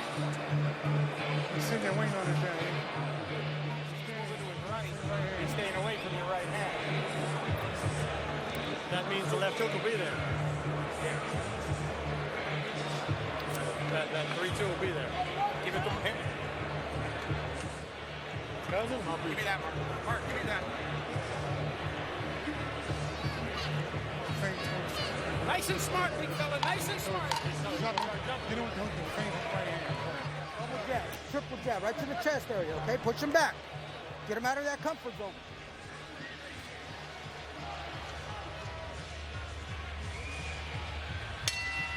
The determined look there from Chris Arreola, his trainer Henry Ramirez. And as we heard, Arreola constantly going to his right, and Mark Breland says the check hook will be there. You also heard JD's, his voice in Wilder's corner, and also Denny Garcia saying, hey, look, if he's going to be walking there, throw that hook. Exactly, throw the hook or the left body shot, the left uppercut to the body. He'll walk right into it, and that'll set the right hand up. But this is a slow-paced fight, and I think this, favors Arreola. This is the pace he wants. He doesn't want to be in a fight to push him, to make him dig deep. Obviously, Arreola, a big Dodgers fan from Los Angeles. He's got the L.A. on his, he had the L.A. cap on this morning at breakfast. He has the L.A. gloves on now. Chris is an L.A. fan, period. Yeah. He's raised and born, I believe, in another state, if I'm not mistaken, but he's raised and bred and buttered in L.A., so he's a diehard Blue. Now, Mark, what he was alluding to shows his experience as a coach and as a former fighter. He recognized right away what Arreola was doing. So far, Chris hasn't shown him the check hook, but Arreola is showing him a different look this round. He's coming forward a little bit more. Wilder still has the space, though. Again, if he can get in the pocket, he does. Guys, I don't know what Arreola can do if Wilder can stand back and snap out that long jab.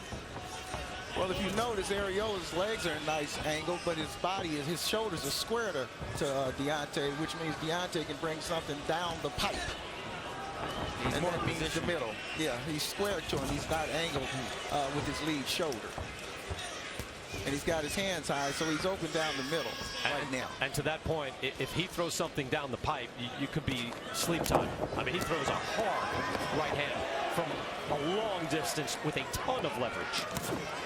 That's a strong right hand. Right down the pipe. Deontay has a strong jab, too. I like that jab. Yeah, that stick has developed over his last few fights, hasn't it? Yeah, no doubt. Where it's not just going out there as a feather duster. It's a pole. You cannot run through it. You can hear the thumping it. Boom. Well, if you draw it up, this is what it looks like, right? And Virgil, you've been through the wars. You've seen Sonny Liston, George Foreman, but this guy's 6'7" with that type of leverage, that type of length. Well, he does bring a different dimension to the sport, along with power. So there's a lot of things that you have to overcome to beat Deontay. But I would give the experience edge to Arreola. But where he is at this stage in his career, it might not be enough. And Deontay is athletic enough to offset his experience. So far, it's still kind of touch and go right now.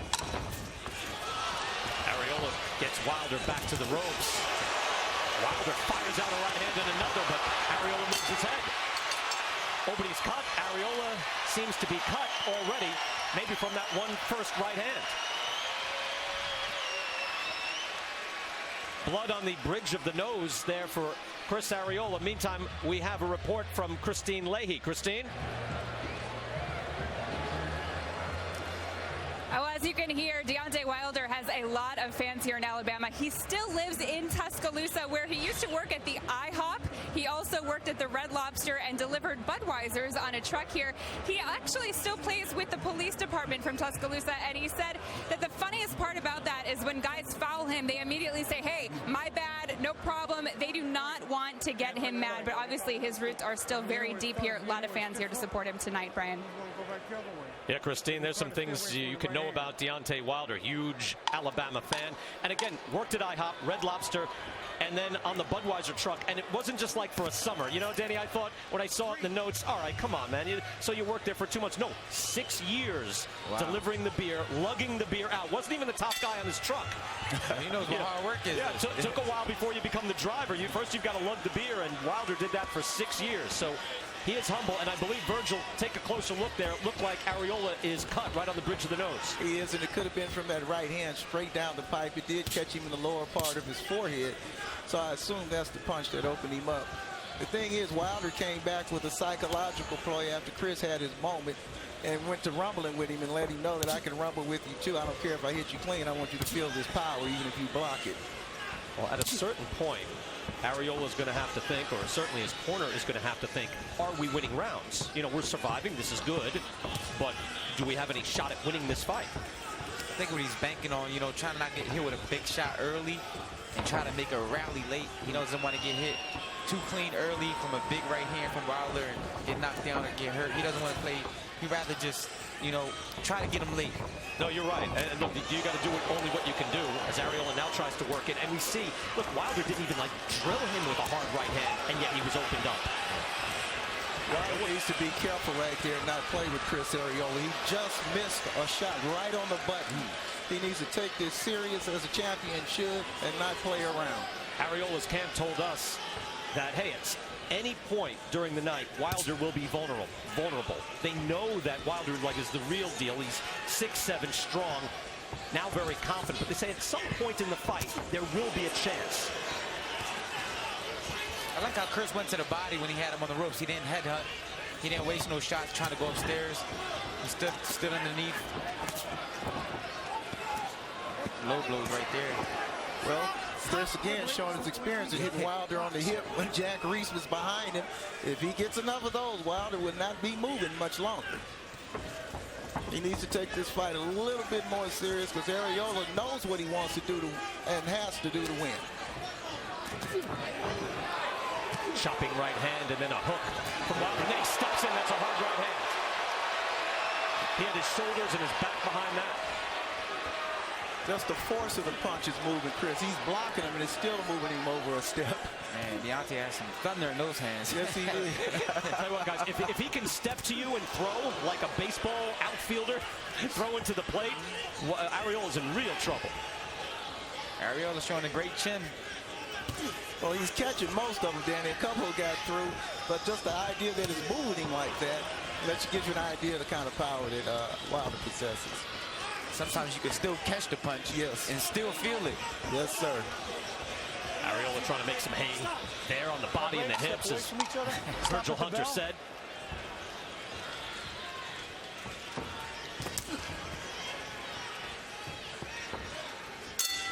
That's round 3. Before tonight's fight, Deontay Wilder shot some exclusive video for Fox Sports podcast. About to go down, about to go down, about to go down, about to go down. Clearly procast, not a podcast. About to go down. Oh. Look, you know why you got to love that belt. You work so hard to get it. Yes, that's sir. the reward. Another look here as he throws the big right hand. Ooh. It's great reach, great leverage. That's a perfect shot, perfect right hand down the pipe. That's his money punch. You know, Mark Breland told us, Virgil, when we were in the hotel on the way over, I want to see a shorter hook. To snap, I want to see it right off your shoulder, right off your back. Even though he caught Arreola picked up on the hook before it landed. And if a heavyweight can pick up, and most fighters, they can pick up on it, they can take the punch. Round 4, scheduled for 12. Deontay Wilder had planned on a big title defense against Alexander Povetkin. Povetkin tested positive for a banned substance. The fight was called 9 days before the bout. Wilder was already in camp in Sheffield, England. He was about to get on the plane to go to Moscow when he got the news. And he said he wondered, does the fight go on? Does it not go on? And Danny Garcia, you went through this situation one time in your career. Yeah, I've been there before. The difference between his and mine was I found out the day before my fight. So it was like, you know, it was a tough decision for me. With Eric Morales? Yeah, for Eric Morales. You know, he had a few weeks to think about it. But I think he made the right decision, you know. Why fight somebody who's cheating, you know? Look, Wilder says, I insist on this. Now he's dancing got Arreola into a dance and now fires off an uppercut.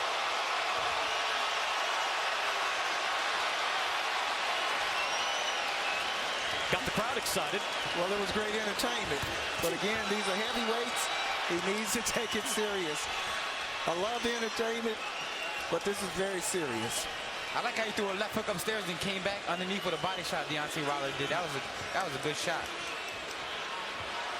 It's good to see him having fun as long as he stays mentally focused and not lose it.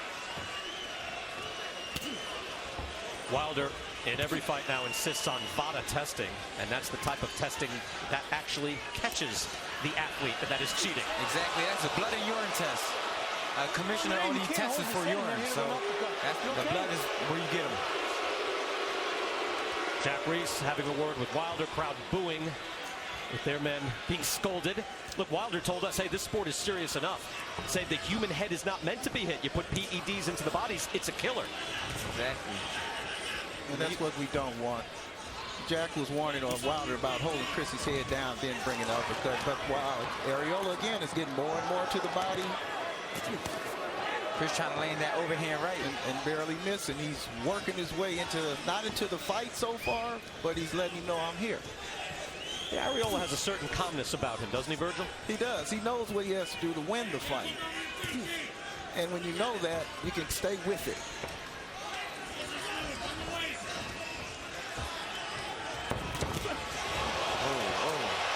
Hard right hand, and down goes Arreola.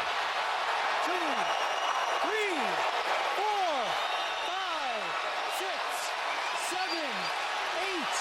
Chris, are you okay? Absolutely. Put your hands up. Give me your gloves. That's what I'm talking about. Only a few seconds left, but a hard right hand by Wilder, and Arreola is hurt. Back with another hook.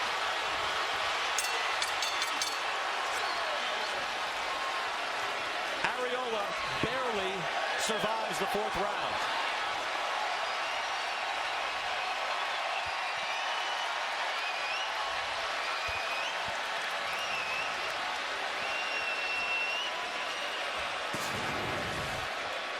Here we see Wilder cutting loose on Chris. He found the range, knocked Chris down. Chris, what happened? Chris stopped after he stepped back and paused, and Wilder stepped in and struck. He hadn't shown him that move yet, and Wilder Arreola got caught by sleeping. That's just what happened. He was sleeping and got caught. And then he almost finished him off in the final seconds. Arreola doing everything he could, Danny, to survive. Yeah, Deontay just landing big power shots. It's going to be hard for him to recover. I like to see what happens this next round. He's done, but don't get careless. Get close. I don't care how you do it. Get close, work, and stay there. Make it ugly. Son, we're not going to win a boxing match. You're giving him too much space. Get close, tie him up. Let's go to work. Great instructions by Deep Henry breath. Martinez. You got hit at the end of a shot when you were resting with your hands up. Right, go And hands in the up. middle of the ring, Wilder waving to his fans. He has his man hurt. Arreola, calm, sits on his stool until the round begins. Getting all the energy. Exactly. You need to suck in the oxygen before you come back out. Wilder can't wait to get started. He needs to, I would just go right out and just wrap him up. And there's a sharp jab coming out right away from Wilder, and a hook here in the opening seconds of round 5. Good body shot. Chris is not in good shape. He's stationary now. He can't move out of the way. His head is right there for Wilder to touch. Chris needs to just go try to wrap him up, get close like his corner said. Try to buy some time, try to get his legs under him, try to get, his head back on his shoulders, and he can't stay on the outside like this taking them shots. Wilder is totally in the pocket, able to get full leverage, snapping out his shots. If he's able to walk like he did in the first round, that would help him considerably. But Henry Martinez wanted him to stay close to Wilder to smother the work, and he hasn't done that yet. He's sitting on the outside, letting Wilder dictate and do what he wants to do. So it could just be a matter of time, probably this round. Nice work coming back by Arreola, showing his gameness. Get off his head, let each other go. That was a shorter right hand, Virgil, that time. That really stunned Arreola in that last round. It was. And I've said earlier, Wilder is much more dangerous with his short right hand than he is with his long range because he's able to get the follow through. And with the type of build that he has and narrow through the hips, he's going to get full rotation on that punch and follow through. Deontay's fighting a very disciplined fight. I like that. I like how he's staying composed. He was doing what he wants to do in there. He's showing his experience that he's gaining fight after fight. Taking his time, knowing I don't have to rush. I got you where I want to. Now all I have to do is keep you there until I drop another one on you. We're live here in Birmingham, Alabama. Deontay Wilder, 36-0, 35 wins by knockout, and getting better and better with each fight. Again, he wanted the big fight with Alexander Povetkin. He wants fights with Tyson Fury, who won the title from Vladimir Klitschko, or if Klitschko wins that, he wants Anthony Joshua. He's calling out everybody. And Danny, I think it's honest. I know it's tough to, it's easy to say, oh, look, I want this guy, I want this guy. I think he legitimately would fight any heavyweight in the world and try to prove that he is the best. No doubt. I think he has the tools, the power to beat them guys. And he's fan-friendly. Look, this is fun to watch. Yes, sir. I asked him what did he think of Fury Klitschko when he dethroned, Tyson Fury dethroned 6'9" Vladimir Klitschko. He said, well, it took a lot of bathroom breaks. Yeah. But that was a tough fight to watch. This is not a tough fight to watch. Nice body shot by Arreola. Now whether Deontay is allowing this or Chris is getting back into the fight, time to tell. But good uppercut. Move his head. Uppercut by Wilder. And Arreola getting pushed around. Holds on for dear life in the final seconds. Arreola hit him about 4 times right on the hip, and the referee was standing right there and didn't see it. That's that veteran. Live and commercial-free, PBC here on Fox, as Wilder is putting on a show and Arreola is trying to survive. Right here we see Deontay clear the space with his left hand to push. Wilder clear the space with his left hand. Right here you see him clear the space, take a little step back with his waist from the waist and catch Arreola with the uppercut. You're putting pressure on him. Keep up the pressure. Every chance you get, Chris, I need you digging downstairs. Keep punching. You don't want, you hurt him with jab. When you hit him with jab, it's from hands, it's just straight in. He's ready to go. You can't take no more hard shots. It's about done, Dave. It's about done, but he's still going to keep trying. So nothing careless. Nothing careless.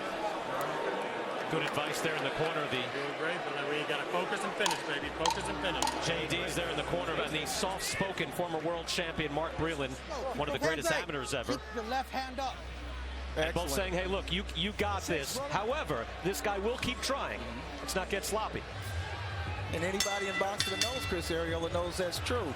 Excellent instructions from Mark Breland. The jab will do this. It'll blind Chris, it'll keep him disoriented, and it's just a matter of time before he drops it in. Mark recognizes that you don't need hooks and uppercuts and things at this time and stage in the fight. You just keep that jab working, and it will do the job.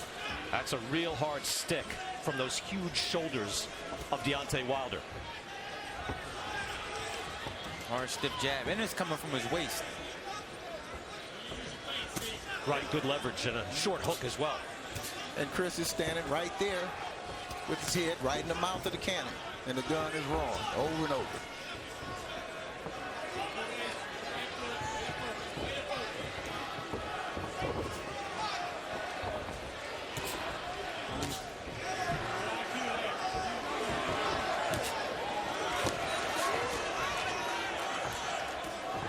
Over 12,000 here at the Legacy Arena to see this. You're live on Fox.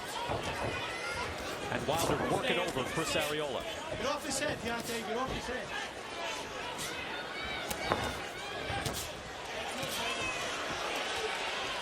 Nice jab as he steps away. And again.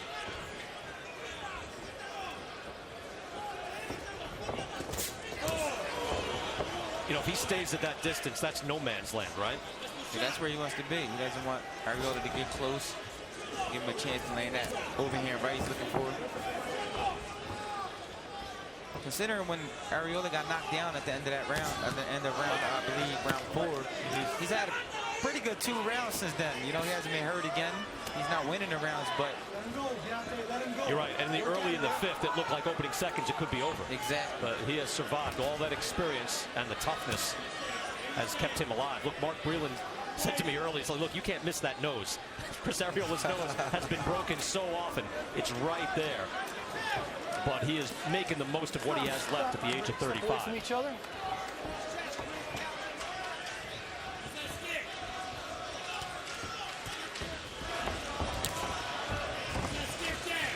It's a tough hill to climb, but Arreola, he's giving a good account of himself under the conditions and the circumstances.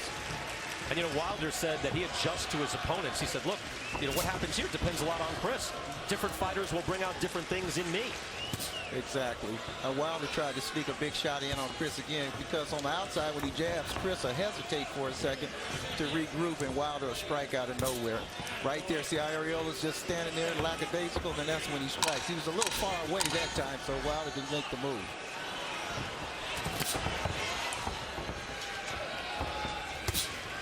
Arreola taking right hands a little better his last couple rounds. We're through 6. Mark Breland hops right in, tries to keep his man on point. Again, we are commercial free. We'll listen in. Beat him up with the jab and the hook in the right hand. Stiff jab, right? Stiff jab. Feint, boom. Feint the jab. Throw some feints, because he's going for everything now. Feel good? All right. Let's stay sharp mentally and focus, okay? Stay sharp mentally and focus. Let's do it. Good stiff jab. Keep pumping that jab. We can't get away from it. He don't like getting hit. When you pick it good. Yeah, good shot. Okay. I see what you're doing. Come in.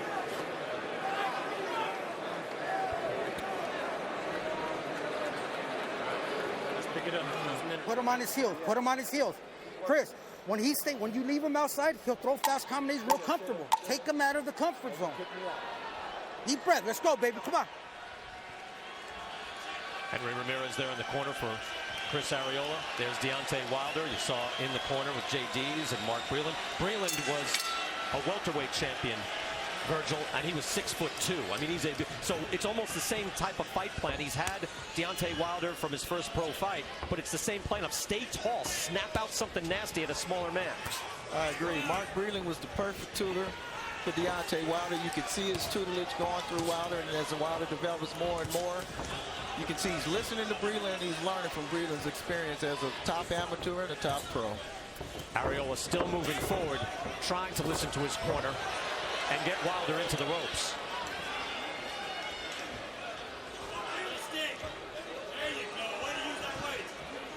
If you see an abrasion on the right arm of Wilder, he said he scraped his arm doing yard work. The commission has checked it out and said, look, it's not an open wound, it's not bleeding. They're aware of it. You hear Mark Breland there in the corner. Do it again, do it again. And snaps out a beautiful jab.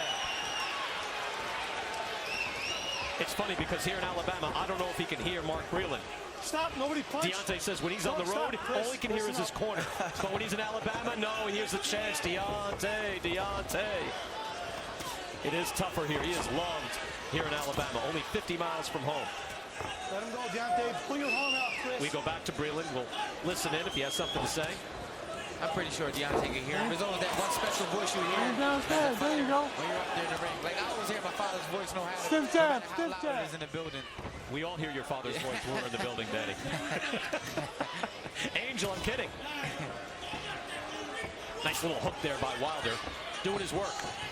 And you can see, Virgil, they're trying to keep Deontay focused as well. Hey, you're winning. You're winning every round. Stay focused.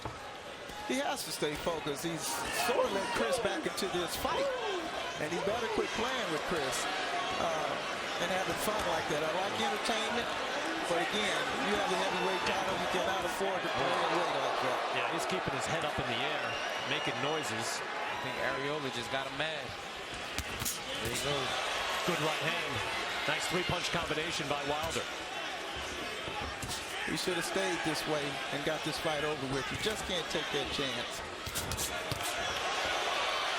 And again, hook right after the right hand. Beautifully done. Wilder just having fun in there. I guess he feels like Arreola can't hurt him. And he feels like it's only a matter of time before he gets him out of there. He also felt like he knew he was messing about. Get back to business. He got back to business quickly. He got hit with a couple right hands playing around with his mouth open. Well, the fact is, Arreola can hurt him if he catches him with the right shot. By the way, I remember Lennox Lewis standing there and laughing at Hasim Rahman. Next thing you know, he's on the ground. Overhand right. You can't mess around. So I'd like to see Deontay keep it busy. Tonight, that short right hand. Shot again. As we end the round, Arreola shaken up, but still on his feet. Wobbled as he goes back to his stool.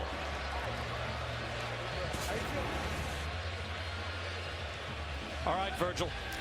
Here we see Deontay having a great time, entertaining his fans in his home state, having a great time and fun with Arreola. Arreola still trying to put himself into this fight. Wilder seems obligated to entertain. That's great.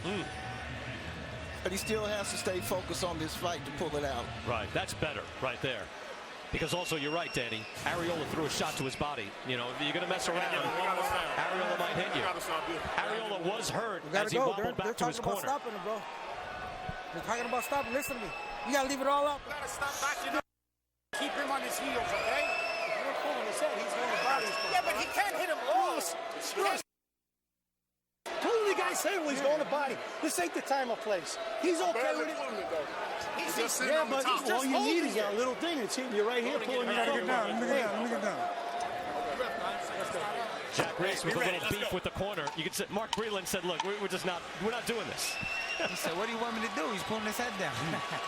And in the corner for Arreola, if you weren't able to hear it, they're saying they're thinking of stopping this fight. Now, I don't know what Jack Reese is thinking, but he is taking a good, close look at Chris Arreola as the bell rings for round 8. And Chris is puffing up in both eyes. Pretty soon they're going to be closed, and he won't see these powerful punches coming. And Jack Reese is getting ready to make a judgment call, and it'll probably be the right one. Even if he doesn't knock Chris out, you still have to save him from his competitiveness, his toughness, and save him from himself. He already said he was willing to die in here, and he's shown that toughness and competitiveness, and I believe him. He's giving it all tonight. And Virgil, you're absolutely right. At a certain point, it's not just, hey, can you stand? It's can you win, and how much punishment do you need to take? It's a sport. Exactly.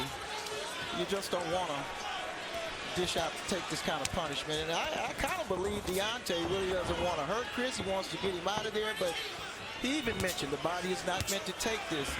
And sometimes, fighters do have compassion for each other when they know they're in complete control.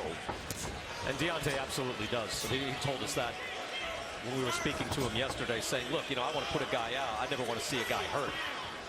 But you got to hurt people to get this win. And he is now the blood trickles out more and starts pouring. A nice tight jab from Wilder. Chris is not looking good right now. He's very disoriented from those jabs. Those jabs are really doing the job, snapping his head back. For our viewers, it's a whiplash effect. It nauseates you, it disorients you, and he's showing all the effects of that. His legs are just stumbling everywhere. And I would stop the fight if I was Jack Reese. It's not my call. You think now there's a nice three-punch combination. Jack Reese takes a closer look. Wilder, and then to the body. And Arreola's a sitting duck. One thing I learned about boxing, you can't feel bad for your opponent. Because if he knocks you out, he's not going to feel bad for you. So, Deontay got to go in there and handle his business. Yeah, Arreola's snap is kind of gone. You see, trying to throw a big overhand right. There's just not much left.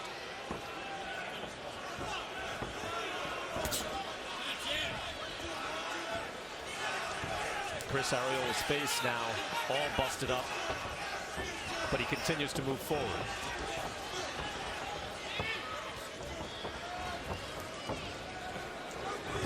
I like how Deontay circles off the ropes. He doesn't lay on the ropes too long. Goes to his right or his left when he feels like his back's against the ropes. It's amazing, Denny. I mean, he has such distance. He steps away and you think he's out of range. Then he pops a jab right off his head.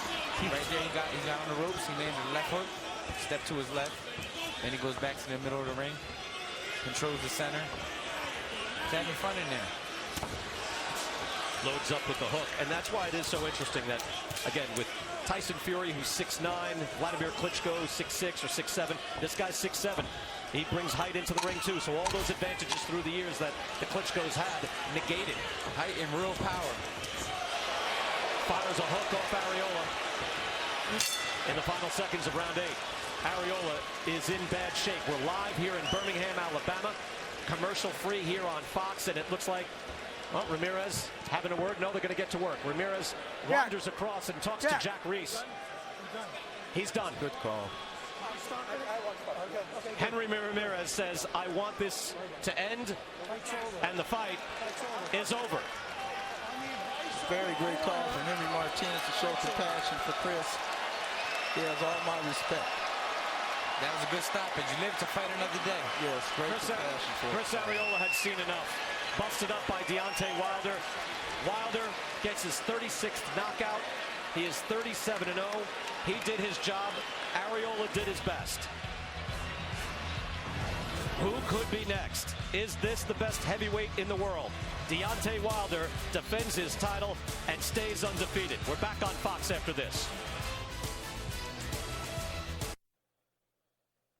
Fox Premier Boxing Champions is sponsored by Corona, who invites you to find your beach. Back here in Birmingham, Alabama, live here on Fox, and the Punch Stats are sponsored by Motel 6. We'll leave the light on for you. You don't really need the numbers for this fight. Wilder basically outlanding Arreola 3-1. You could see that.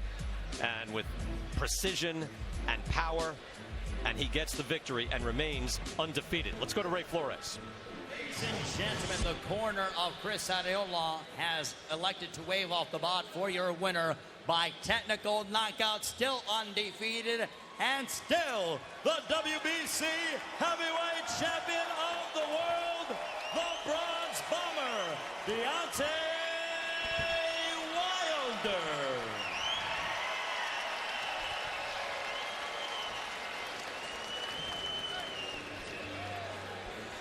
Jack Reese discussing it with Wilder. He is victorious. Look, he wanted Alexander Povetkin and was willing to fight him in Moscow. Povetkin failed the drug test. Instead, he gets past his prime Chris Arreola, but he did his job. Christine Leahy, you see right there, in the ring with the champ. Christine.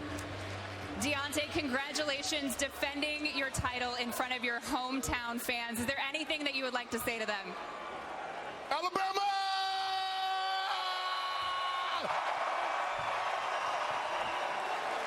You probably could have taken Chris out in the 4th or 5th round. Why did you let him hang around as long as you did? Oh, man, I had to, as you can see, I got my Ali, float like a butterfly, sting like a bee. Rip Muhammad Ali. But I wanted to give you guys a knockout, but I broke my hand and I tore my muscle in my right hand, so I couldn't show it because Chris is a tough man. So I had to fight like a champion do, man, and use my jab all night and display a great jab and a great show. Like I said, flown like a butterfly, sting like a bee, man. I'm sorry. Next up, you'd like to unify the division. Do you want Anthony Joshua up next, or do you want to wait for the winner of Klitschko and Fury? Man, my goal is to unify the division. I'm one of the baddest, one of the hitting heavyweights in the business. Right here from Alabama, baby. And I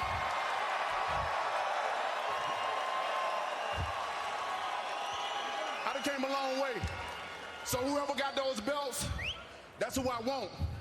As you can see, it don't matter what. It don't matter if I got a broke hand, got a torn muscle, whatever. I'm still gonna fight because that's what champions do.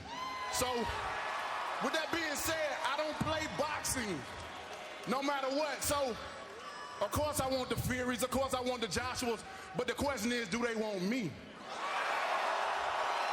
Deontay, congratulations. Brian, we'll send it back over to you. Well, that's a good question. By the way, he has a broken hand. He did that with a broken hand? That's impressive, man. He didn't show it. That's what a true champion does. Put that poker face on. Isn't that a George Foreman expression, too? It's like you don't play boxing, right, No, Virgil? you don't play boxing. You play baseball, football, and basketball, but not boxing. Deontay Wilder stays undefeated. Impressive against Chris Arreola. Coming up next, except on the West Coast, it's your late local news. And tune over to FS1 next. More great PBC action highlighted by Jamal James and Wale Omatoso. For Danny Garcia, Virgil Hunter, and Christine Leahy, I'm Brian Kenny. We wish you a good evening. Thanks for watching Premier Boxing Champions here on Fox in Alabama. Have a great night.